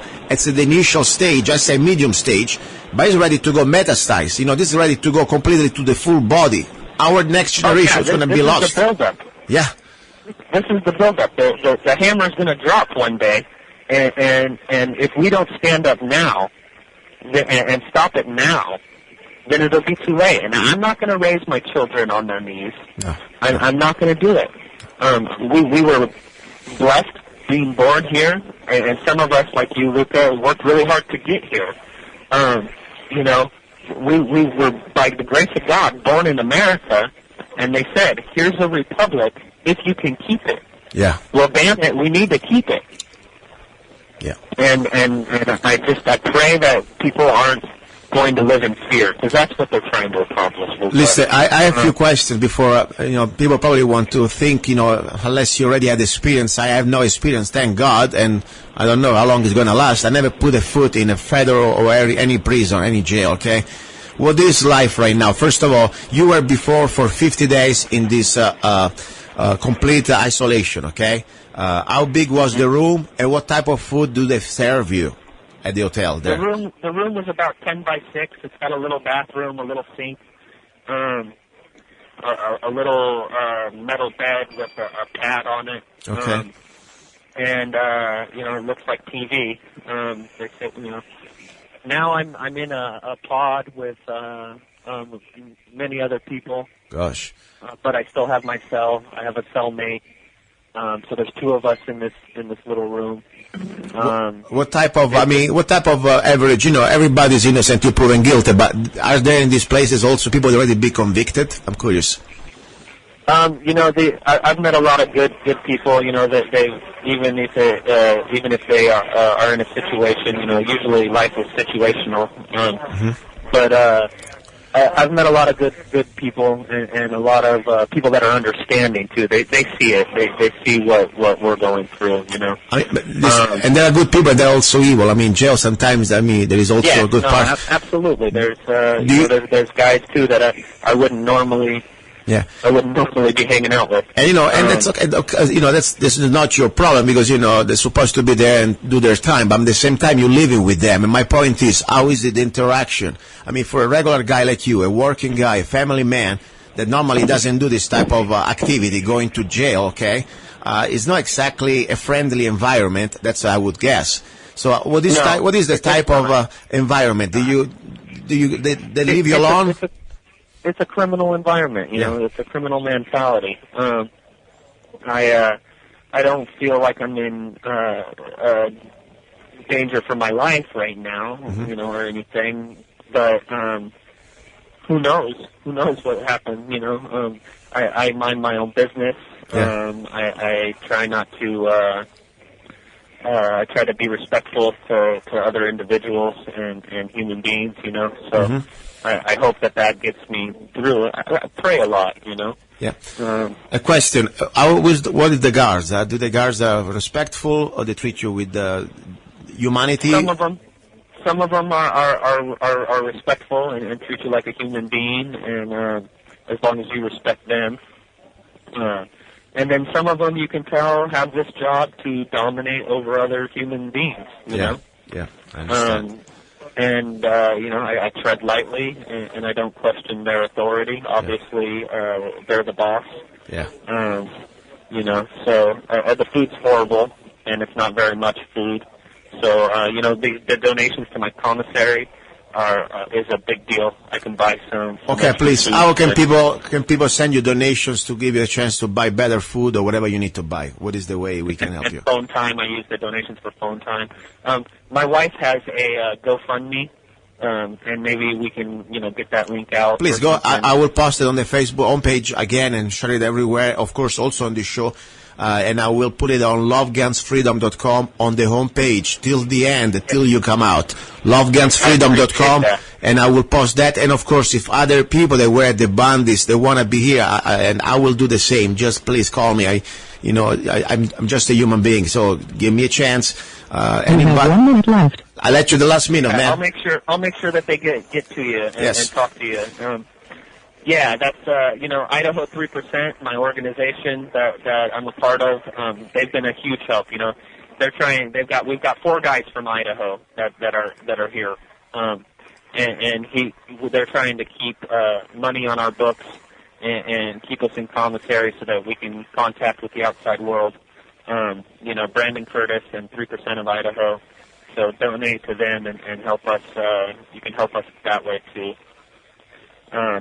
They're working on flying witnesses and getting people into courtrooms for us too, and getting our family down here to Nevada. And that's a hard one too. My family's all in Idaho, so they can't come visit me very easily without driving 10 hours. So, but yeah, I'm here. I'm trying to stay positive. I will not take a plea deal. Thank you for using Securus. Goodbye. Okay. And that was Eric J. Parker, the last few seconds, directly from this jail in Anderson, Nevada, facing 107 years. Seriously, guys, this is not a game. You understand? To be on the air, to do what I do here, I don't care, my little stinky little local show. This is about that or life. Seriously. I don't take this like an entertainment, and I hope you don't. I mean, right now, we're being recorded. Not only from the NSA, of course, or from the whatever they are, also from this prison. And we're talking about people just because we're talking about the truth can be dangerous. And I'm here. I'm not running like him yet. But guess what? We have to do our part. I hate the idea to cross even a federal facility or a prison, but I have to. This man is facing 100 years in jail. And I was a witness. I was there. I was doing my duty to report the news, unfiltered, with a video, yes, and with my opinions. And my opinion is this: America, we gotta wake up. We are really the last few seconds before midnight, when the clock is gonna hit that midnight. You wish you had done something before, And right now we can do a little bit. First of all, let's help our brothers and sisters. Nobody deserves, especially people like Eric J. Parker and other people that I know. They never had any type of previous criminal record. Just for now, They are facing 100 years or more in prison,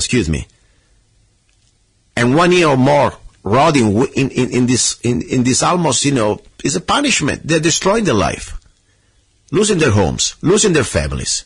Hopefully not, of course. But for sure they're losing their jobs, everything. And 1 year or more of their life never going to get back. So we got to do our little part. I hate when I see, as said, on Facebook, all these armchair generals, they start to say, oh, don't worry, nobody's going to arrest them. The revolution will start. You know what, you jackass? Where are you right now? I don't want any revolution to start. I hope we can keep a peaceful revolution. I just really do. I hope these federal agents understand that tomorrow could be their sons and daughters. This is America. This is supposed not to be Russia or China or Italy under, Mussolini. We have a Bill of Rights. We used to have it. Now it's only up to us if we will have it again. That's it. Meanwhile, we need to help each other. Seriously. This show, it's about love. It's about, of course, also about guns and freedom. But without love, there is no guns. There are no guns and there is no freedom. First of all, let's love each other. Seriously. Let's try also to conquer the heart and minds of our fellow Americans, to wake them up. Share this information. Do it for me. And if we can, let's help Eric J. Parker and his family. Even just, sometimes, we go out there and we spend $5 for nothing. Maybe if we can spend even $2 and send them directly to the fund of Eric J. Parker, at least he has a chance to make phone calls. At least he has a chance to have maybe a decent meal. Do not eat that. I have no idea, but I can imagine. Think about it. Seriously. Tomorrow could be us. Tomorrow could be you. Tomorrow could be me. Well, let's help each other. That's all I'm saying. And please, I beg you. My radio show, I'm sorry, a little emotional. This is very serious for me. My radio show is a local radio show on the air. KTOX 1340 AM. And I thank you, by the way, KTOX, to let me talk about these things. Seriously, because not many other stations would allow that. I know that for sure. But at the same time, I want to have this message go further beyond Mojave County or Needles or Laughlin, Nevada. I would like to go everywhere in America and around the world. There is a YouTube I will post of this hour, of this segment. I beg you to share everywhere, because this is happening in America. I want the world to know. If you are in England, if you are in Scotland, if you are in Ireland, if you're in Germany, Italy, wherever you are, you must understand we are already right now under tyranny. America fell down under this new tyranny of global government.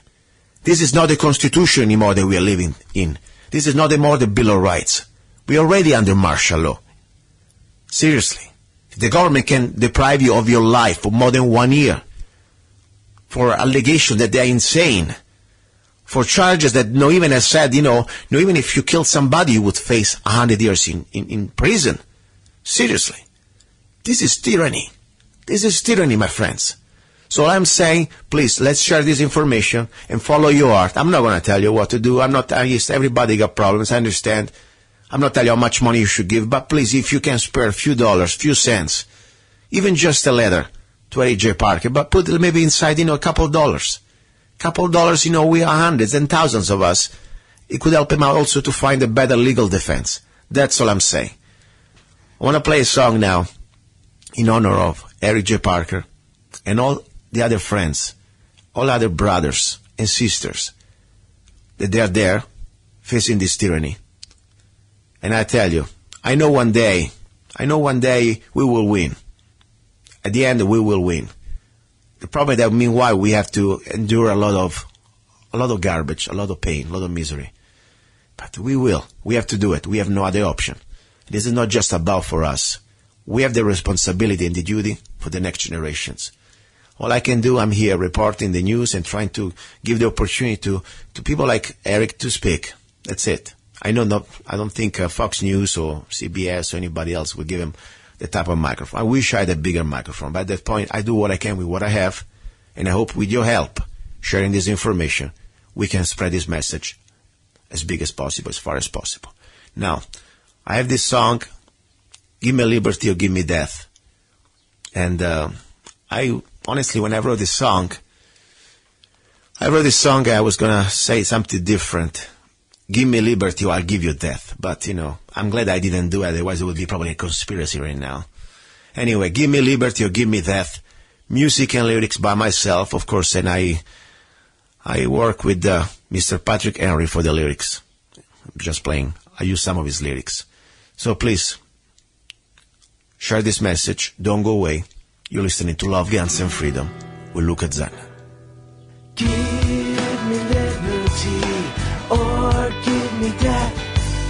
I'll fight to the end, till my last breath. Give me liberty or give me death. I'll stand against tyranny. My soul will never rest. There is no longer any room for hope. If we wish to be free, there is no retreat but in submission and slavery.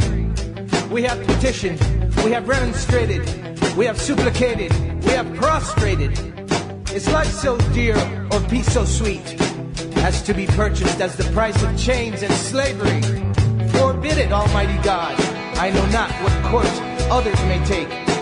But as for me, give me liberty or give me death. Give me liberty or give me death. I'll fight to the end, till my last breath. Give me liberty or give me death. I'll stand against tyranny. My soul will never rest. Give me liberty or give me death. I trade my life for freedom with no regret.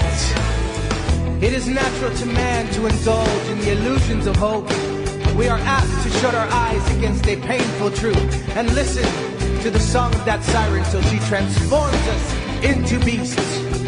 For my part, whatever anguish of spirit it may cost, I am willing to know the whole truth, to know the worst, and provide for it. Give me liberty, or give me death! Give me liberty, or give me death. I'll fight to the end, till my last breath. Give me liberty, or give me death. I'll stand against tyranny. My soul will never rest. Give me liberty, or give me death. I'll trade my life for freedom with no regrets.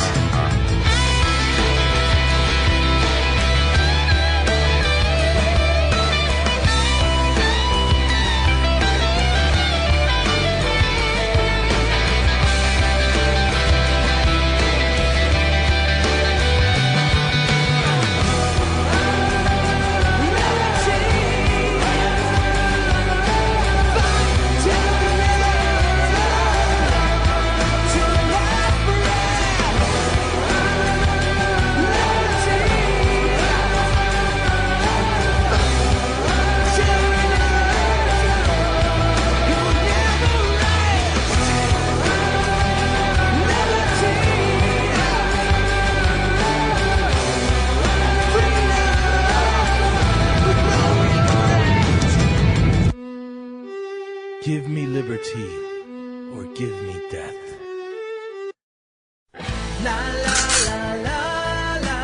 It is that time again. 1776, the organic coffee to brew a revolution. Brought to you by Zanna Coffee.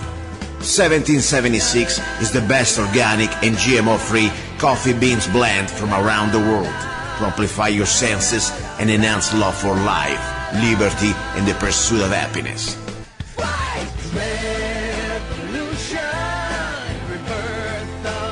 Zanna Coffee brings you happiness in every cup. Fair trade certified, sustainable organic coffee. Free Zanna songs with every coffee bag. Get 1776 at www.zannacoffee.com. www.zannacoffee.com. Don't be cheap. Life is too short. 1776. All right, guys, here we are exactly in Mojave County, Arizona, Kingman, the Mojave Sportsman Club. I'm here with my friend Eric and my friend Glenn. They are here. Maybe you cannot hear.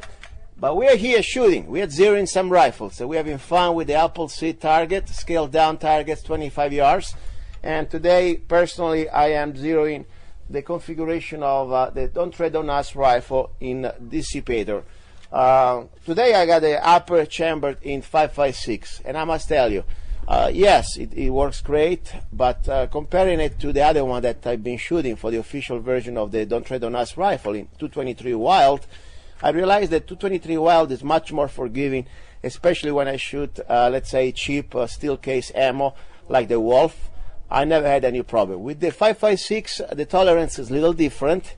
So normally you should stick with 5.56. Of course, you can also shoot 223. But anyway, we're having fun, and we're zeroed the rifle. Now we're doing a little bit of these scaled down Appleseed targets, and we are shooting exactly. We shot the first 100 yards.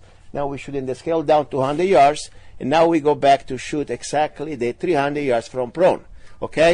Come on, Eric, follow me. Okay.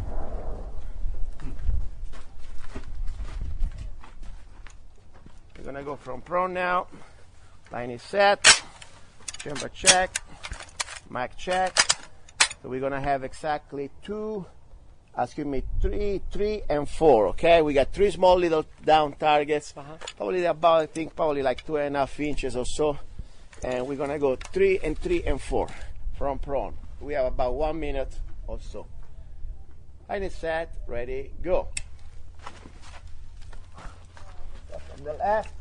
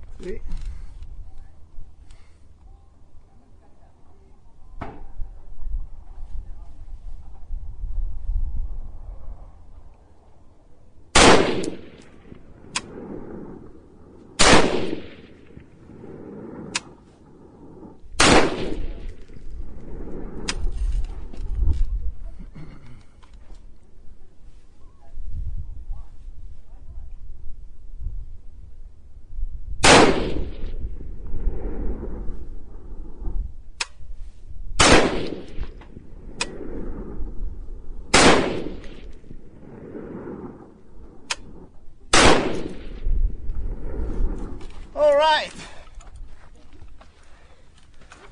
Very nice. I don't know. I mean, I think I know, but we'll figure it out. We need to test. Okay, Eric, what do you think about these 300 yards? It's your turn now. You got some good grouping going on. Yeah, the group was good. The last one I was probably, let's say, I was shooting too much at 6 o'clock. I mean, it was only 1 square inch. It was really good. And still in the area of the target, a little too low. Yeah, a little bit.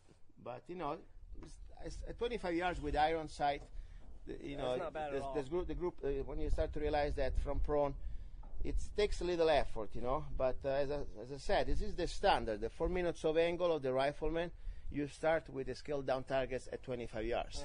Because that's where you're going to save time and also ammunition. Right. Technically, you can train also with 22 here at 25 yards, you know.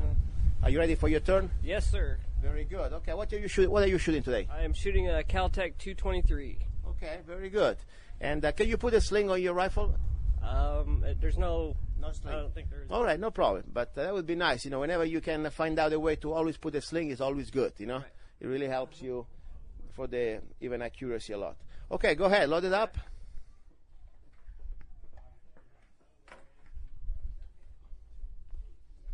We're shooting from prone, not benches.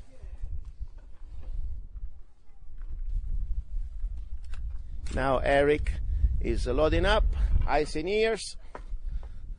We're almost ready to go. Kind of windy today, but we don't stop.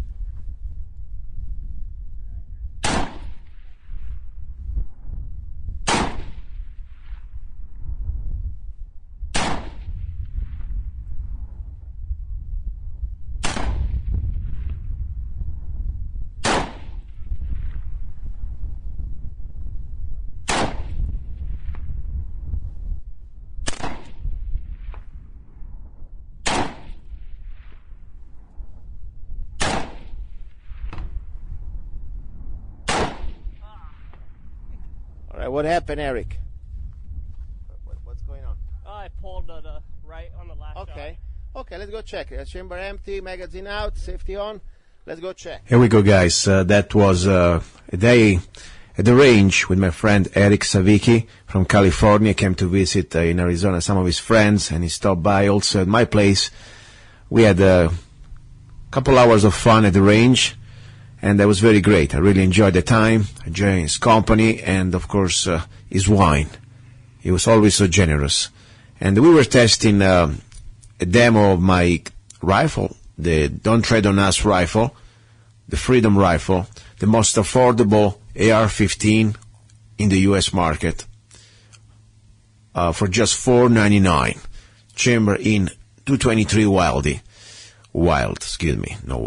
That's so funny.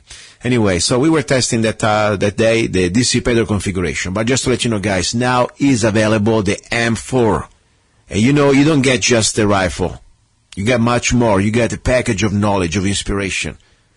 You get this incredible M4, U.S. made, upper U.S. made, no China stuff, lower made in Arizona. It's amazing. I love this chamber, 223 Wild. We can shoot. We tested it for 223 Remington and 5.56 NATO. Eats them all. Especially the steel case. Normally they get kind of jammy with the 5.56 chamber. It's amazing. And the price, you can't beat it. And on top, guess what? You get a bunch of incredible bonuses. Like you get a free downloadable CD, digital CD, Don't Trade on Us. And then you get a copy of the United States Constitution looking like the original one. A historic document, a replica. It's amazing. For the first 100 customers, you also get a free t-shirt. Don't Trade on Us. Exactly this is the t-shirt. Slaves are never armed. I'm not a slave. The Freedom Rifle. You can also check it out on zannaart.com. Also lovegunsfreedom.com. If you want to support the show, you can get it for just $14.99 and free shipping. So that's the point. Then you get, of course, the rifle. You get a free magazine included with the rifle. And then you get also access to rifletraining.tv for the section of the ebook, How to Become a Rifleman, how to be able to shoot 4 minutes of angle just with a sling. That's why I was saying to Eric, he's shooting this Celtic. It's a cute little gun, don't get me wrong, it's something foldable, good if you have for some sort of emergency gun. But to have a rifleman rifle, you need to have a rifle that, first of all, is military specs, no screws needed. You can open it and disassemble it or modify the front side or the rear side just with your hands, or if you have to, with a bullet. That's it. You don't need to start to mess around with screws. That's why the Celtic is just for civilians aspect. I mean, for sports or recreational, it's fine. But you must have a rifle so that you can apply a sling. That's a must. So anyway, go to freedomrifle.com. Freedomrifle.com. You can see also the information, watch the videos. I've been testing this rifle lately also in the mud. You can see shooting an AR-15, M4 carabine, Don't Trade on Us, in the mud. And he shoots. Emergency reload, tactical reloads. It's amazing. I'm very impressed, seriously, not just because I put it together. And just to let you know, when you buy this rifle, you technically don't buy the rifle. You buy the upper, the Don't Trade on Us upper. And also, I put you in contact with one of my FFL dealers who they will send you also the lower. So you get two different parts, the upper from me directly and the lower from one of my FFL dealers. All together, besides sale tax, if you live in the state of Arizona, and a little bit of shipping, very good shipping, flat rate shipping, you pay technically just $499. Now, you heard before about Eric J. Parker. I want to say only this. We don't have guns to go hunt. We have guns because at the end of the day, we are the last line of defense against tyranny. We are at this point. And I don't want to say any more. There's not much to say. But the first weapon we must have is knowledge. Knowledge of the truth, knowledge of our rights, and love. Love, because without love, we don't have any type of hope. Only love can give us the motivation to stand up for our fellow brothers and sisters out there. That's the number one weapon. Love, your heart, and of course your brain. And I said the rifle is just an extension of your will to be a free human being. Now, talking about emergency, something I need to share with you. It's something very serious. I want to tell you something. There is something's going on. We know the story with the economy. Something's going to happen in May. I don't say that. These are many economists. But I believe this is something bigger than just the economy. I tell you, I really believe that according to many sources and many type of documentations, videos also, we are pretty close to be invaded. I really believe we are already invaded. Seriously. This is not a game. This is not a hype. And I hope to be wrong. But the point is, there are signs of foreign troops right now, especially Chinese troops in the U.S. There are signs also of United Nations observers in Pennsylvania. What are they doing? I mean, there are videos, you can see them live. We all heard about this EMP strike. The point is, there is so much that could happen. And we are so close. The economy is part of what could happen. Remember, they need to destroy America. And we have a Trojan horse within. Now, I tell you something that normally I don't talk about it. I've been witnessing myself the last 5 years. Individuals who come from Europe, who try to blend in among us, who try to act like patriots. And what they do, they go around and they start to gather information. What type of group you need, you use, or you go, or your friends, how many times you go to the range, and they try to join you. And then you realize there is something more. There is something that unfortunately is not just me, but other people like me, having the same type of context. Let me tell you something, guys. NATO is already here. The United Nations are already here. There is a plan to, already signed 2013 by Kerry, the Small Arms Treaty, it's already been signed, without even the Senate approval. We have a tyrant right now at the White House who wants our guns so bad. All he needs is a crisis. Any type of crisis. We don't know exactly what crisis could be. Planet X, I don't know. The economy could be volcanoes exploding, Yellowstone could be anything, earthquakes. We have no idea. Could be also created. Missing nukes. Who knows? A Jericho style. I don't know. All I know that there is a will to create a crisis and to use this crisis. They need to disarm Americans right now more than ever. And they already have the manpower here. I have sources. I have direct contact sources. There are also Italian secret services working right now in the U.S. There are people acting like Russians, or at least of Russians' origins. They're going around. They try to blend in with us. Be careful. Be careful with the people who come too close to you. That's the way I look at this when it's going to come down. They already have our names. They have our locations. They know where we are. It's going to be an EMP or at least some sort of phenomenon that will cut off the electricity. It's going to be dark. No communications. You want to know why? 2010, during the census, every home in the United States was GPSed. Why, you think? To keep you safe from what? GPS is a military instrument. Because when they're going to come, they will not come with a car. Your sheriff, your police chief, or whatever, they don't need the GPS to know where you live. They know the roads. They can come and see you. This is for foreign troops. They will come in the middle of the night, probably, or in the middle of when you're sleeping. And they already have a list. That's what they've been doing the last 5-6 years. These foreigners, trying to act like patriots or try to blend in with the patriot movement, they've been collecting information, intelligence. Now they got the names, they got the numbers. They know where you are. Be ready. Organize yourself. This show is not about entertain you. This show is about, for God's sake, to try to warn you. That's it. That's why I'm here. Okay? I understand the risk. I may not be even seeing the truth. How it's going to go through all this. But it doesn't matter. All I care now that the show must continue. With or without me. So, my dear friends, you're listening to Love, Guns, and Freedom with luca-zanna. I want to tell you something. This is not a game. I need your help. Please, if you want to support the show, there are many ways. Go to freedomrifle.com. Why you think I did that rifle for you? Why I put it together? $4.99. I make almost no money. because I want every law-abiding American armed, at least with knowledge and a rifle. And don't forget, go to zannacoffee.com. Thank you very much. You're listening to Love, Guns, and Freedom. Now, hour number 3, incredible news from England. In this world, where everything seems to be going sideways, when you need things set straight, Zanna Coffee, straight shot espresso. Start your day with a bang. The best organic and GMO-free coffee beans from around the world to amplify your senses and enhance love for life, liberty, and the pursuit of happiness. Zanna Coffee brings you happiness in every cup. Fair trade, certified, sustainable, organic coffee. That means we do not use slaves. Free Zanna songs with every coffee bag.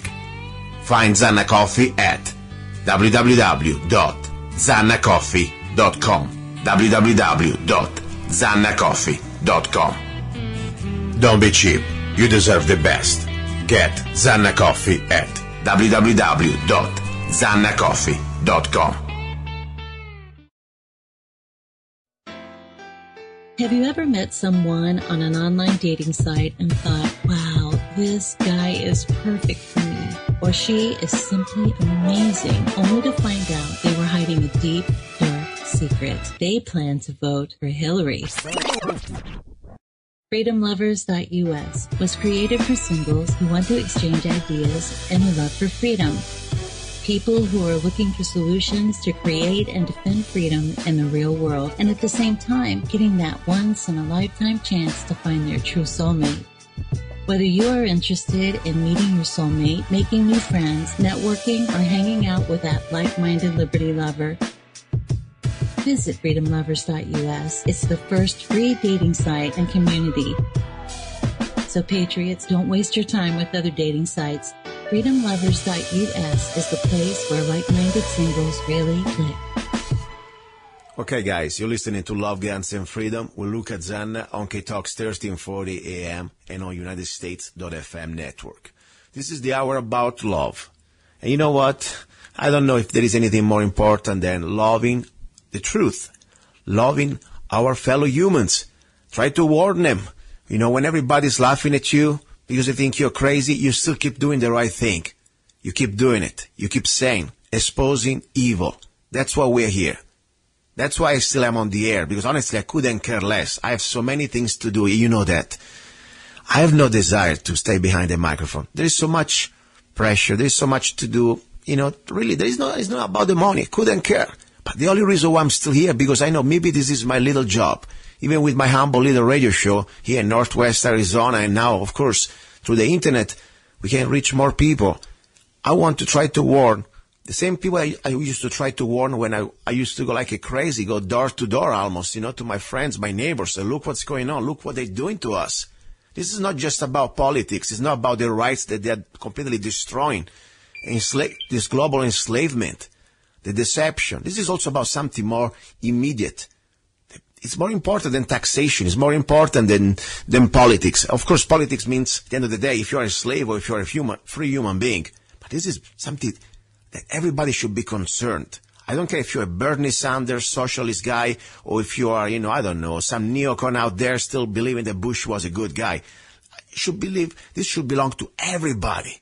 It's about, we are ready here to die. Seriously, they're killing us. They're killing us every day, not even that slowly anymore. And they're a different way. And this is not just the U.S. government. Now they are governments of the world. They have this sort of a conspiracy that is not a conspiracy anymore. It's in plain view.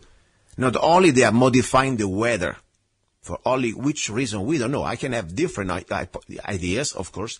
But the problem is, regardless why they're doing that, they are imposing in our body, on our bodies, chemicals and germs and substances that they are really damaging and dangerous to our health. So, you want to call it chemtrails? You want to call it weather modification? I don't care. All I know that I had many guests on my show in the past. From Italy, like Rosario Marciano, and from, of course, the U.S., and also from Ireland. From everywhere. I don't care where you're from. We got to unite. We got to share the truth and wake up our fellow humans. That's why we're here. This is, for me, the strongest and most powerful act of love that we can do, because we got to save each other. Now, today I have great guests, great people, great activists. They're doing this. You know, they're not getting paid. They do this because they love. They love try to do the right thing. Anyway, from England, right now, I have two great people. One is Olga Raffa, and the other one is Mr. Harry Rhodes. Let's start with Olga. Olga, are you there? Yes, I'm here. Very good. Nice to meet you, Olga. Finally, we talk in person. You know, we've been friends on Facebook for a while, and I'm glad that you're here through a friend that told me about what's going on. Barbara Craig told me about there is something going on in England right now about try to bring awareness to the people of Europe, of course, and the world about this crime, I call it the crime, of weather modification / chemtrails. Please, of all, tell us a little bit what's going on and any news from England right now. Well, yes, we are doing a march to Downing Street to hand in some documents to Mr. Cameron, and that'll be on the 2nd of May. We're calling it May Day SOS Save Our Skies. And we've been going down there quite regularly.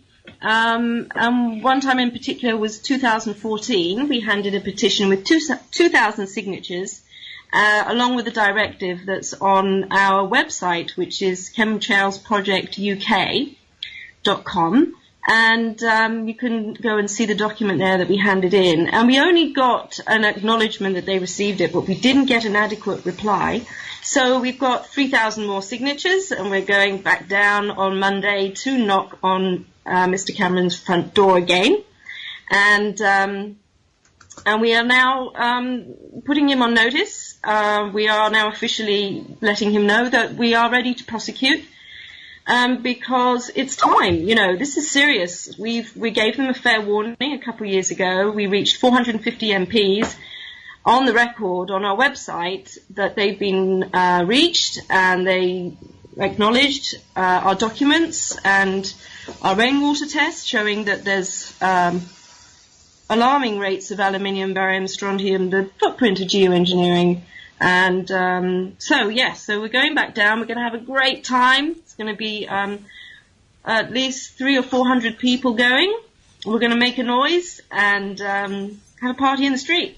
Very good. You know, this is so important what you're doing this, because I know that there is an awareness, individual awareness, okay? People start to ask questions, but they're still afraid to get out of their homes. They're still afraid to even be public about that. And that's exactly what the enemy of humanity is counting on. They try to keep us somehow isolated and try to, first of all, make fun of us. You know, they try to create this sort of propaganda, this psychological warfare. You know, if you say something, you must be crazy. But you know what? I think at this point, whoever is crazy out there, people that have eyes and cannot meet the evidence. So I'm so glad you're doing that. Now, tell me a little bit about this level of aluminum, because I tell you, and barium, and this is just what we know, because there is so much more we have no idea, because sometimes we test for things we looking for, but there are so many things we don't test because we don't have idea they're doing to us. How did you find out that there is a contamination coming from these trails with the aluminum or barium? How did you get to that conclusion? All right. Well, when I first started doing some research, because I did hear the word chemtrails over 10 years ago, but never really wondered what it was. I'd never really seen, I saw one line in the sky, but when I saw it on in 2011, an absolute onslaught, I'm like, this is just crazy number of trails going over my house in the middle of the countryside. I said, this is not regular.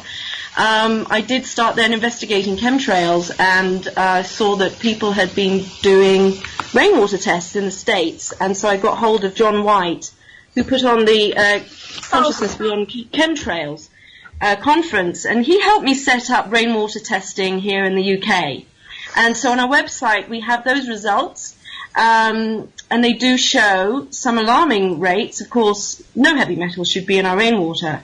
But also, if you go to the government website that shows their own testing, there's even higher levels of all of these heavy metal contaminants in their very own official rainwater tests. So, and talking about, what they are and what they could be doing, one that I didn't realize that, Prince just passed away recently, and he spoke openly about chemtrails. And I think there was manganese in there that he was saying that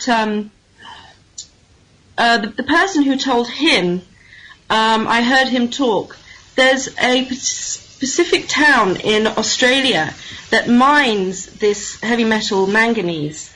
Or is it magnesium? I think it's manganese, and it's on our web. It's on our manganese, I guess. Yes. Now, this heavy metal makes people become very violent, and where they mine this heavy metal is the crime rate and murder rate is 200 times the population than it should normally be, as it usually is, and so I looked, and there it is in our rainwater tests. Why? Why would it be here? And so you can see who knows how they're affecting us.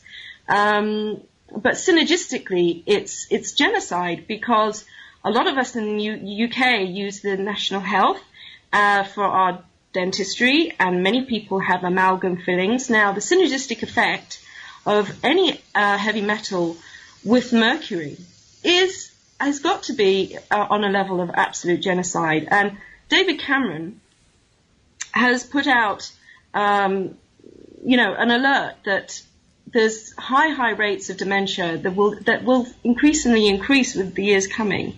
And so we've pointed that out to him in a new letter we've written, putting him on notice that we will prosecute, because this is genocide. Let me tell you something. I'm so glad we talked today. I always say I use this show to learn. There's never, an end how much you can learn. The more you think you know something, you know nothing. And I'm so glad today we were talking about this manganese, because I tell you something. Yes, we all talk about, at least the most common, let's say, metals that we know that they're using for weather modification. One is barium, salted barium, and the other one is aluminum. And by the way, just to confirm what you're saying, we did tests here in Mojave County, Arizona, about 5 years ago, not just in the water that was found highly contaminated, the rainwater, but also especially in our blood test, directly under the supervision of a medical doctor. So we weren't playing hocus pocus out there for people that think we're a bunch of crazy. We had a real doctor. At the beginning, didn't want to prescribe us this test. But finally, using his brain and our pressure, he did it. We pay him. That's the bottom line. And we did a test, and out of 15 people between Mojave County, everybody living in different households, so not flying the excuse that, we drink in the same water. No, different wells, different water system, different environment, different food. 90% of us came back with level of barium way above the maximum that was under the supervision of the Central Disease Control. We're talking about the top level the maximum level supposed to be 11, from 0 to 11. Some of us had like 285, 300. We're talking about 2,000% above. So this is one thing. But now you're talking about the manganese, and you're talking about this violent behavior. I must tell you something. I'm the most calm person that you can imagine. Seriously, I'm very like San Francis of Assisi, okay? But there are some days when they spray, I feel so irritated. I feel things that normally I felt in my body, seriously. And I'm very short. I need to stay by myself because I start to get really an attitude, I cannot tolerate anybody around me. And normally when the day is beautiful and there are no planes and there are no spray, I feel great. But when they spray for 2-3 days in a row, I feel highly irritable. And I tell you, if I was somebody else that was already a jerk, I would be trouble. Seriously. And I'm studying right now for out there people that they don't believe. This is about chemical reaction in our body. You can go to lead.org.au or just Google. Put manganese in behavior in causes violence. And I wouldn't be surprised if this is maybe a part of the plan or maybe just a side effect. I don't know. But this is serious. By the way, speaking about situation, I was talking to my mom in Italy. That, by the way, is another part of NATO highly under attack by weather modifications / chemtrails. This year, the Italian government came out with a number about 45,000 mysterious deaths. People who died without any type of reason. But meanwhile, 45,000 people died this year that weren't justifiable. And my mother's saying now that a lot of her friends, even younger people, she's a senior, they're having serious problem with extreme fatigue and also with the problem in their joints, something that many people shouldn't have. Myself, I'm still pretty young. I'm 48. I'm in great shape considering. But when they spray a lot, I still feel pain in my hands. Like, what's going on? So tell me, what do you think about the symptoms? Something you can corroborate what's happening also in the UK? Oh, absolutely. You know, I lived in the States for 20 years in California. And the sun, I've really lived there because I love the sunshine. And that was before, apparently, they're chemtrailing over there a lot. And when I moved back to England, after about a year, oh my gosh, I got ringing in the ears.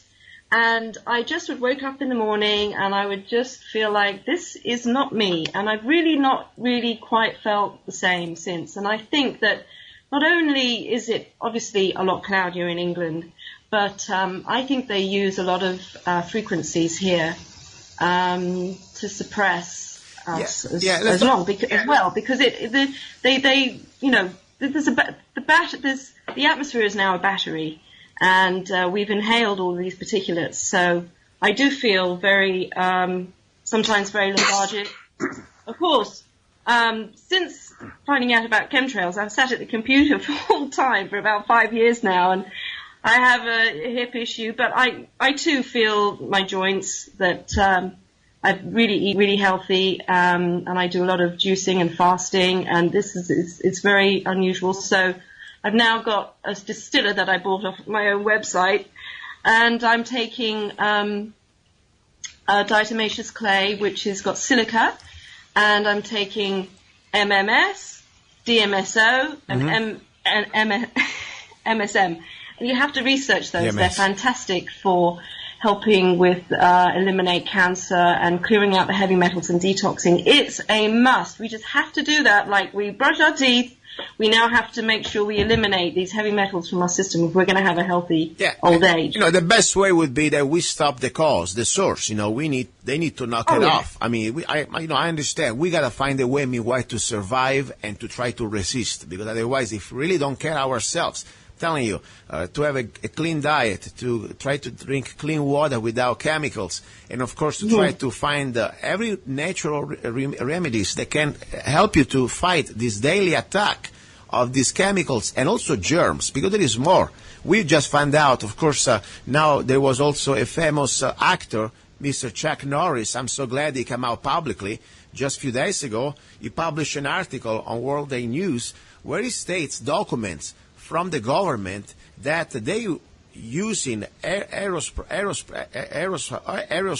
a new form of vaccinations, to vaccinate populations without even their consent. So I wouldn't be surprised, since we already have a history out there. For all people that are laughing right now, I tell you, look how many times the U.S. government and many other governments, but in this case the U.S. government, has been testing on civilians. They classify documents without their consent, with very dangerous biological and even chemical, and even nuclear experiments. In Mojave County, especially here in Arizona, all the people that are still laughing at you, you know what, you idiots, you fool, and I'm talking seriously from my heart. I give you the keyword, Mojave downwinders. In the 50s, the U.S. government, they used to blow up nukes just a few hundred miles from here, north of Mojave County.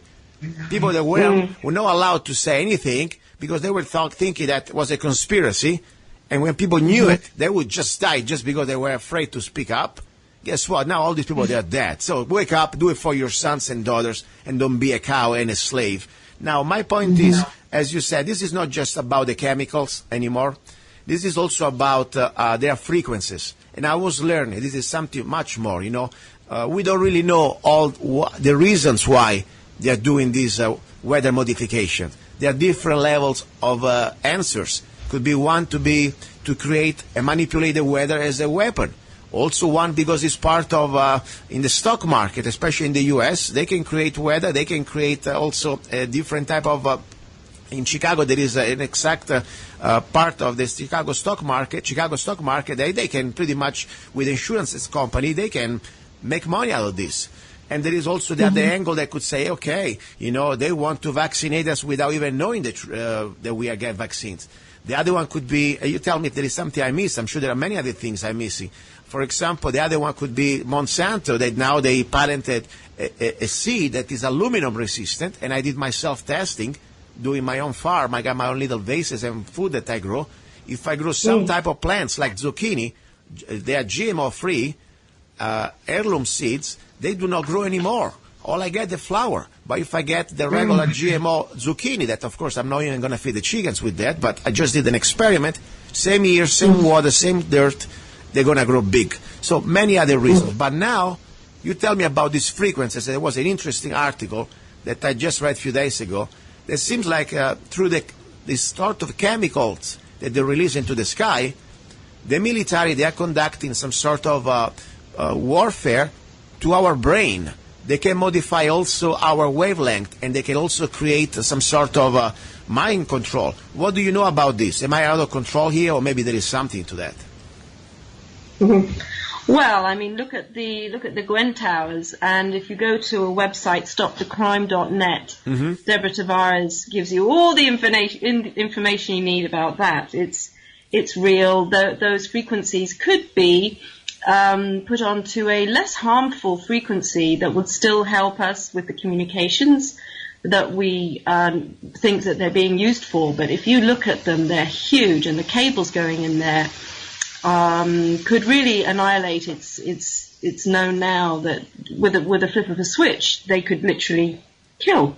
Yeah. So that's a fact. And so, so a lady called Jolie Diane, I've been working with, we've set up a group called Civilian Action Team.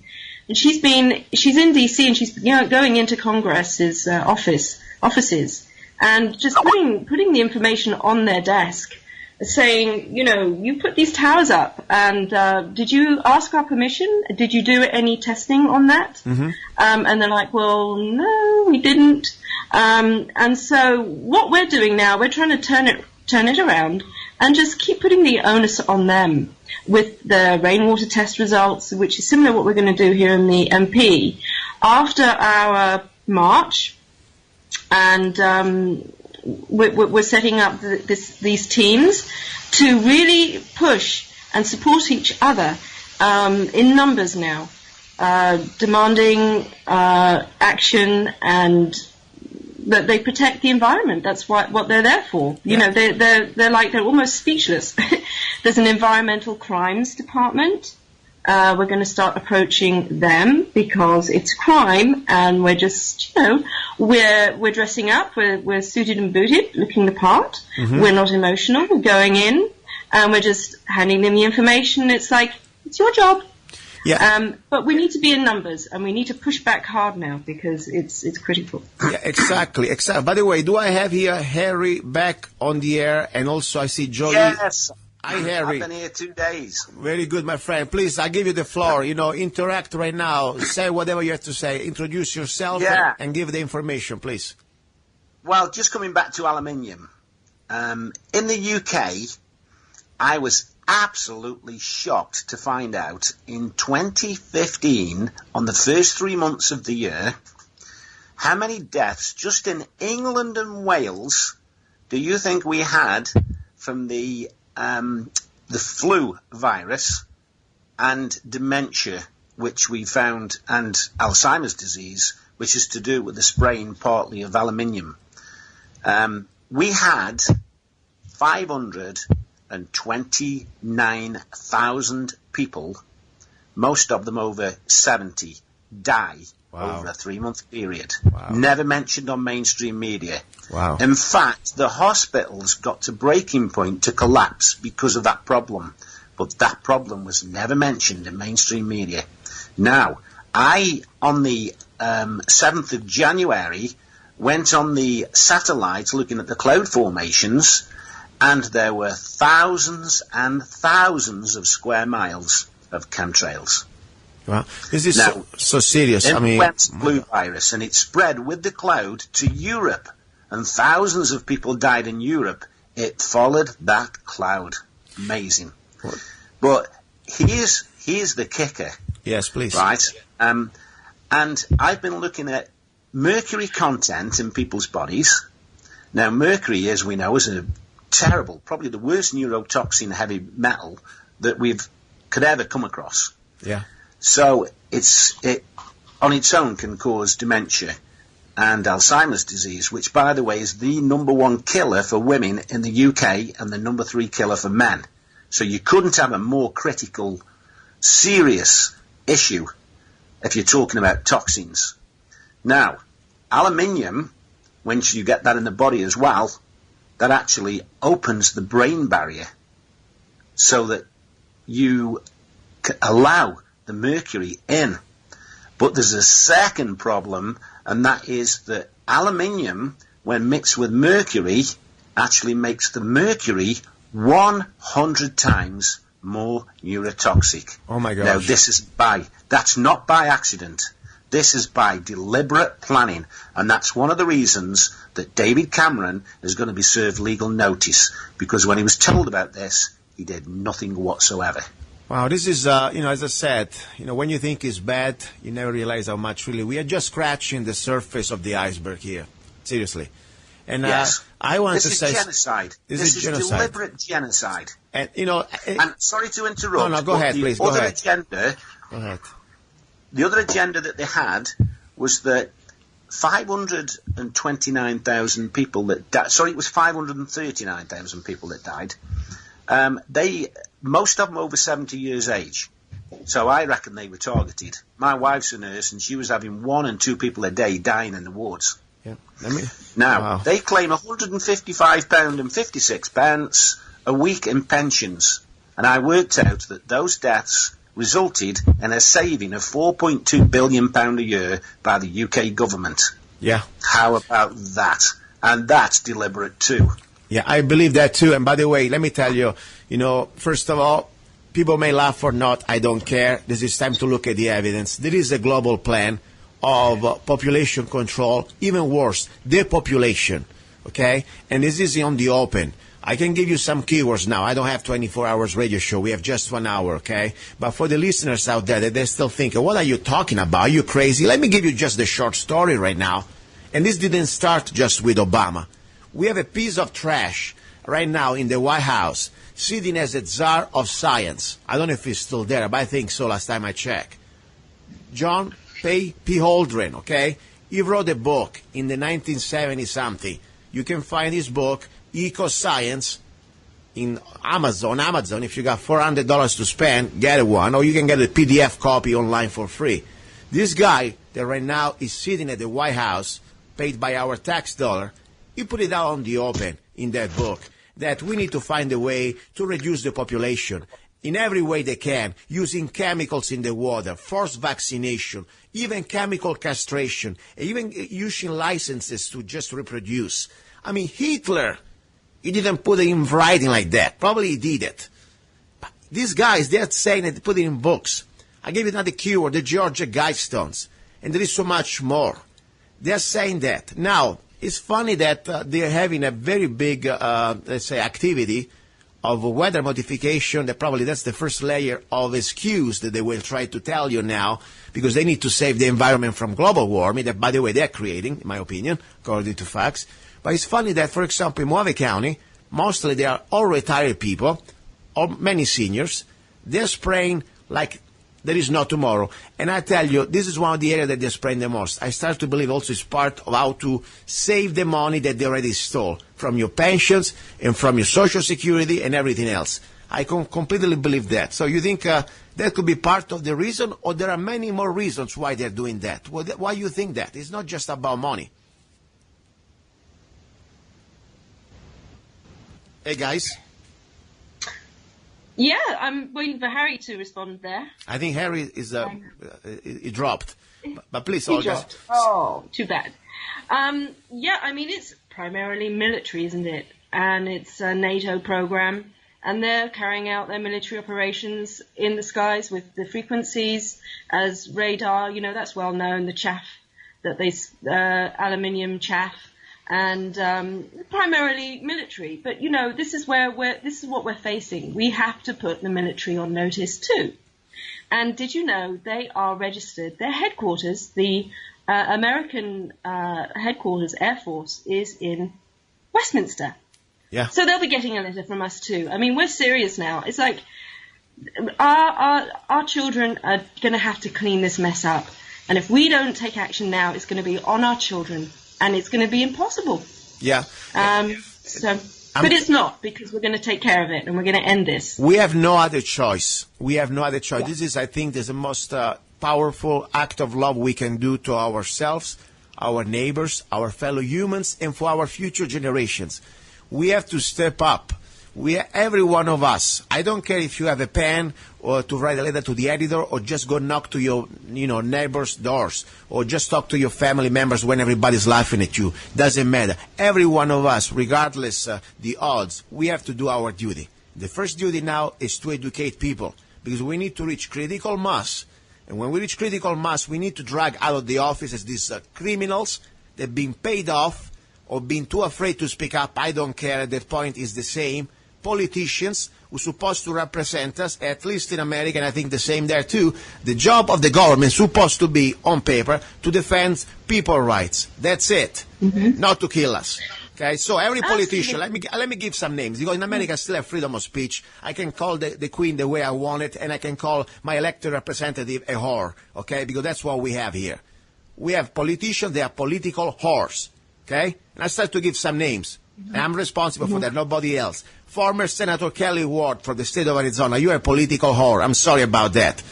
You had the chance to speak about chemtrails, and you're laughing. You're denying. Now, because you're running for U.S. Senate, you try to distantiate it from us. Shame on you. You know the truth. Sonny Borrelli, state representative, now you're running for the state of Arizona. I'm sorry, you're another political whore. You know the truth. I got you on my show for 2 hours with the expert, Rosalind Peterson. And you knew it. You asked the right questions. You were very shocked. You told me in private, I'm very concerned. I'm going to try to do my best thing, and that was before the re-election. Then you got re-elected, 2 years in power. I call it in power because that's pretty much what you think you are. You're not representing us.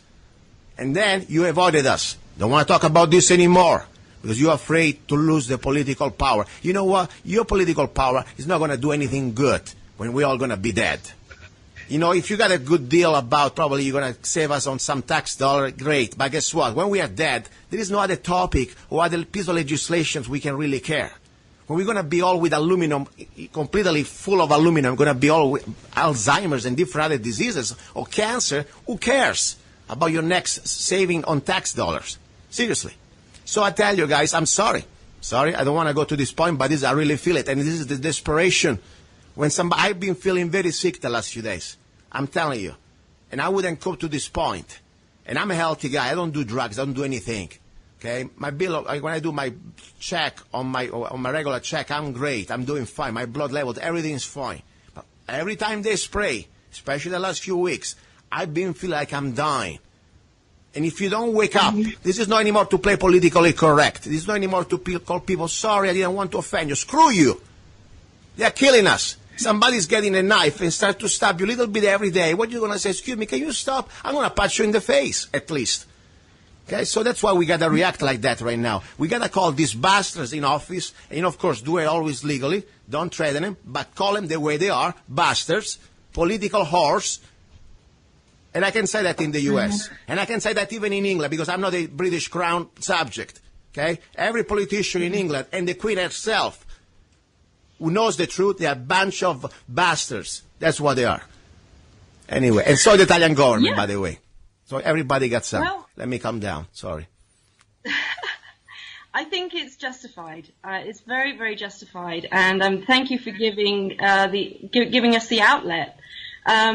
People do need to get angry and use that energy to professionally approach these people and professionally replace those that are currently running the courts because did you know, through a lady called Anna von Reitz, she has let us know that common law is what used to be the law of the land in both America and England. Mm-hmm. And at the end of the First and Second World War, when there was no one to fill the courts positions, the military took over and were put in these positions and used the military admiralty law.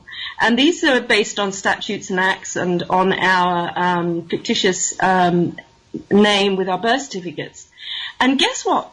The positions that were primarily held with the common law courts were abandoned. And all we need to do is fill those places and kick the others out. And it can be done very simply and very calmly. And to me, that's the best solution, is to prosecute and reinstate our healthy environment and do what we need to clean it up. And to me, that's the best step to take. And Jolie Diane is doing a great job right now. She's going into the offices in Congress and speaking to these people. And I think she's around. I don't know if we have time to bring her on. I have 10 more minutes. Try again. Bring her here. We have 10 more minutes. Meanwhile, I want to say something, guys. Seriously, I'm trying to, keep myself calm. I really mean it. When I call somebody a political whore, I really mean it. I'm not even want to get mad. And I tell you why. Because when you know the truth, there is nothing worse. I can forgive ignorance, okay? We were all ignorant. It means we did not know things, okay? 10 years ago, I was ignorant about weather modification chemtrails. I learned. 18 years ago, I didn't know about 9/11. It was an inside job. I learned, okay? It's a fact. Mm-hmm. Then, you have an open mind, say, okay, give me the facts, I do my research, and I want to learn the truth. We can forgive ignorance till the end. There is no problem. But there is nothing worse than a person who knows the truth of a crime be committed. You give them the information. They know that people are really getting hurt. People are dying. People are getting sick. I mean, come on. When you know that they're spraying tons of aluminum and barium and germs to create this sort of whatever excuse they have, and the people are even not allowed to know that without their consent, and we have data now that people are dying like flies or getting sick, and diseases they're getting completely the new level of reality, like, this Alzheimer's getting out of control. I mean, just 2 weeks, everyone I knew, I have a friend that everybody went to the hospital, or one of your family members went to the hospital. I'm not kidding. Okay, so this is serious. Yeah. Now, when you know the truth, and you're still in denial because you want to take care of your little deal, because you want to get elected to the little office, or you want to be sure that the people in the community, they don't call you crazy. You know what? Shame on you. You will have the rest of eternity to think about that, because must be a special place in hell for son of a gun like you. Seriously. For people like you, must be a special politician like Cameron, or whatever we have in Italy, they have in Italy, or wherever we have at the White House. They know it. A sad thing, our congressmen know it. Off the record, they tell you. But then, when you put it in public, they deny. You know what? For what? I'd rather, if I had to go elected, I'd rather to lose the elections, but at least sticking for the truth. I can't believe it, these people, they're still playing this game. So that's all I can say. It's up to us now. We, the American people, we, the British people, we, the Italian people, we, the human beings of the world, exposing this pack of liars and start to create accountability. What you're doing is great in England. I'm glad you're going to their offices, serve them with paper, legal papers, as you know, this other gentleman was saying before. I'm so glad, Harry Rhodes, go there, start to serve them legal papers, because this is genocide, seriously. And we need to start to get media involved. I don't care if I'm the only crazy radio show around here that they talk about this. More people need to do their job. If you have a newspaper, talk about that. If you have a blog, do your job. Write a letter to the editor. At the end of the day, it's millions of us, it's billions of us, and few thousands of these cockroaches, parasites. Only God knows why they're doing that. There may be many reasons. I don't even believe they're from this planet anymore. They're such devils. Anyway, I give you the floor. Finish up, please. Yeah, well, extreme measures for what we're facing is extreme genocide, and we're showing that. It shows. So yeah, I really encourage people, anyone in England, to come down and join us on May 2nd. It's going to be actually a great opportunity. We got thousands of flyers printed, and come down. We can serve David Cameron. And on the way, we're going to the BBC. We're stopping off at Scotland Yard and handing them notice too. So it's going to be a very productive. It's not just a protest. It's a statement of non-consent. Good. And question. Yeah. I have a question. I have a question that I was going to ask to Harry, or I can ask you. I just want to have another, pick your mind a little bit, pick your brain. Hey guys, how's it going? Hello. Oh, Julie is here. Oh, great. Hi, Jolie. Nice to meet you. How are you? I'm great, and I've just been sitting here being inspired by what you've been saying. I just overcame some technical difficulties, but I'm just sitting over here smiling and just super psyched up to participate in this action that we're getting together worldwide. It's just awesome. Jolie, where are you Why from? don't you tell? Where are you from, Jolie? I'm originally from the East Coast on the United States, but I set up, I've had a business in California, Northern California, for about 15 years or so. And a year ago, about today, I got in my car after putting everything in storage because they're spraying the sky, as you know, and it's devastating California. It's killing everything. And so I said, well, as successful and as happy as I am here in California, what good is it if they're killing everything I love? Yeah. So I said, these people in D.C., they need to hear from some people, and some people, I guess, is me. So yeah. I have family over here on the East Coast, and we've had like over 100 meetings so far in congressional offices. And after talking with Olga and so many amazing activists, we're just convinced that the way to go and the tactic to use is just to get in there. And, as far as what you were saying about the legislators, I think they're just fear-driven. They're afraid of not getting the right press. They're afraid of not getting enough money. They're afraid of not following orders to their corporate masters. Mm-hmm. So that's where we have to be on offense and apply ourselves. And really, I was remarking earlier today, as far as like such a sports-obsessed civilization, that we've been on defense for how many thousands of years, really? Yeah. Workers. Defense. Why don't we go on offense? So we're going to make them nervous. That's our tactic now, and we're doing it in a very professional manner. No emotion involved. It's more like as a lawyer would do when you're collecting your materials for your investigation. So we're very excited about this, and it's just, like I said, amazing to hear that other people around the world are like also on this and committed to this, like walking the talk, not just talking about it, but just taking the action that needs to be taken. Exactly. This is very important. I was going to ask a question, if anybody of you can answer to me. There is a point that many of these politicians or people, let's say, behind the scenes, that they could do something, they could stop this. They know that this is harmful, okay? Unless they're made of, metal or some strange type of genetical experiment, they're still human beings in my record. I hope so. Why don't you think they are concerned about themselves or their families?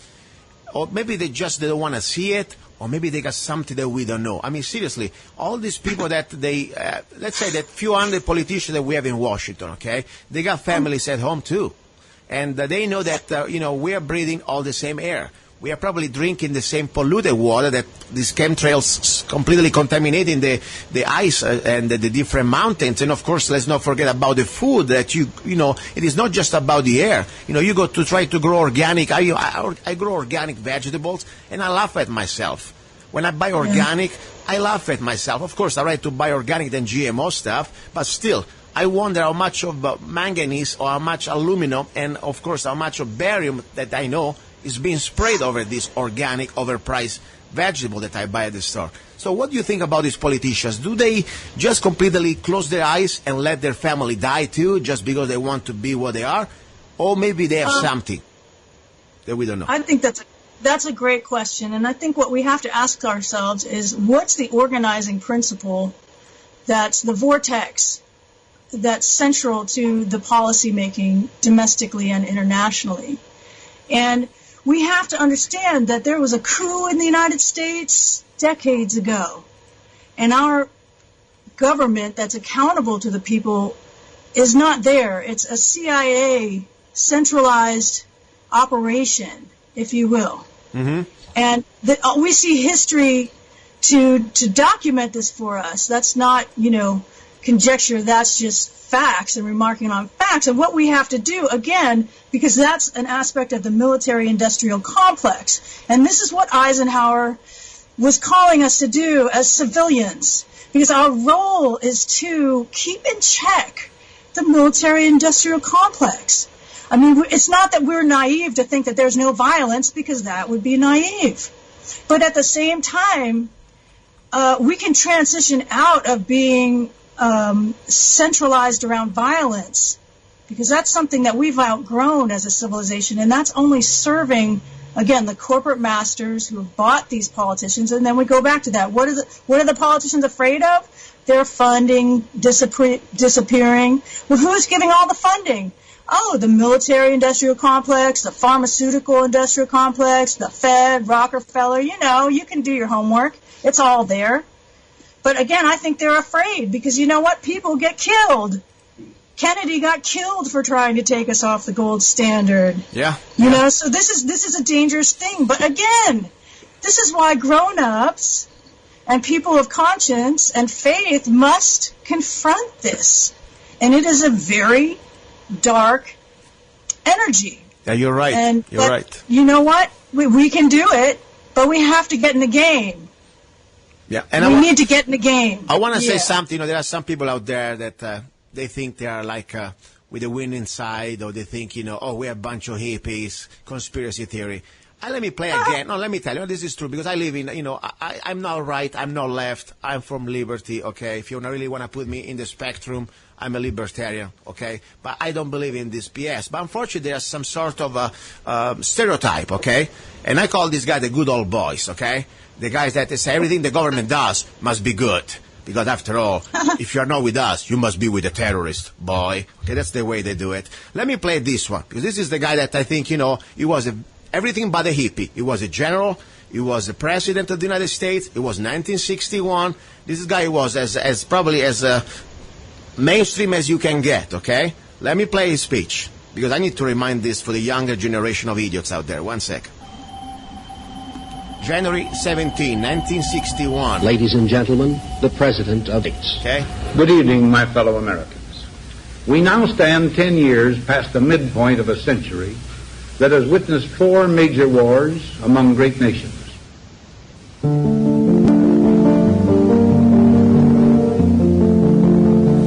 Until the latest of our world conflicts, the United States had no armaments industry.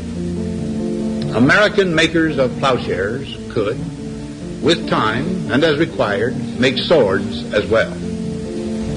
But we can no longer risk emergency improvisation of national defense. We have been compelled to create a permanent armaments industry of vast proportions. Added to this, 3.5 million men and women are directly engaged in the defense establishment. Now, this conjunction of an immense military establishment and a large arms industry is new in the American experience. The total influence, economic, political, even spiritual, is felt in every city, every state house, every office of the federal government. We recognize the imperative need for this development, yet we must not fail to comprehend its grave implications. Our toil, resources, and livelihood are all involved. So is the very structure of our society. In the councils of government, we must guard against the acquisition of unwarranted influence, whether sought or unsought, by the military-industrial complex. The potential for the disastrous rise of misplaced power exists and will persist. We must never let the weight of this combination endanger our liberties or democratic processes. We should take nothing for granted. Only an alert and knowledgeable citizenry can compel the proper meshing of the huge industrial and military machinery of defense with our peaceful methods and goals, so that security and liberty may prosper together. Okay, I wanted to play it all. I didn't want just to play the part normally everybody plays, because this is important. This was 1961, okay? This man, he was a general. He wasn't just some, farmer from I don't know where, okay? To talk about the military-industrial complex and the danger, we confirm exactly what you're saying. That's the point. And the time is short. I mean, there was dangers, 50 years ago or so. Imagine now where we are. So, what do you think, Olga, about this? Are we too late? No.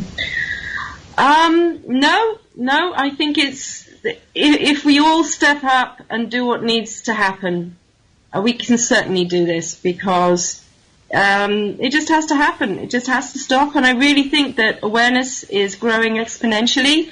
And I'm very, very confident that we can do this and bring them to justice and clear up the environment. And I just think that their plans are not panning out the way they'd have liked. Things are blowing up in their face, really.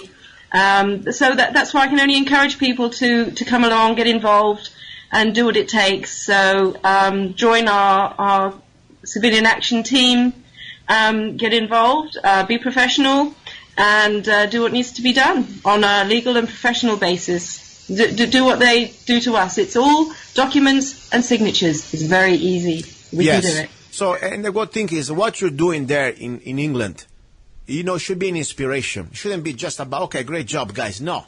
Use this as a model.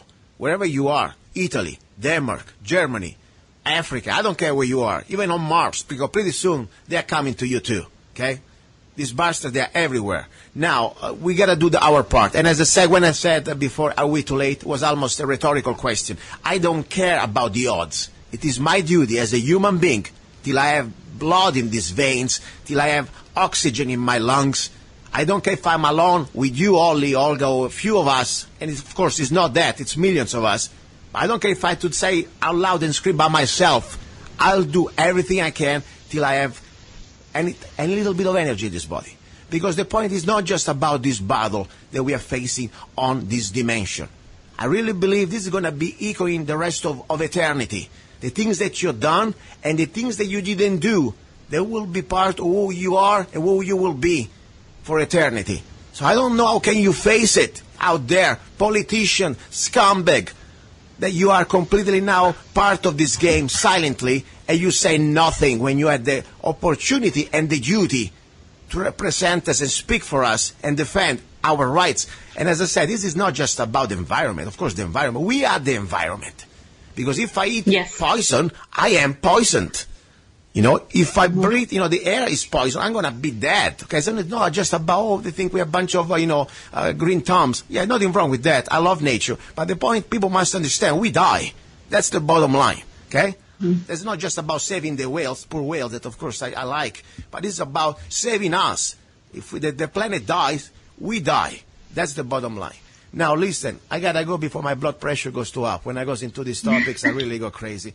I want to play a song. I want to give you the option to choose, okay? I don't want to offend my British friends, but I want to give them two options. I have a very strong opinion about royalties. It is not just about the British crown royalties. Anybody that put a crown on their head and demand me to bow down, I can give them the middle finger. And that goes also with the Pope. That's my personal opinion coming from a former Catholic. But I wrote two songs, and you'll choose. For respect to you and my British friends.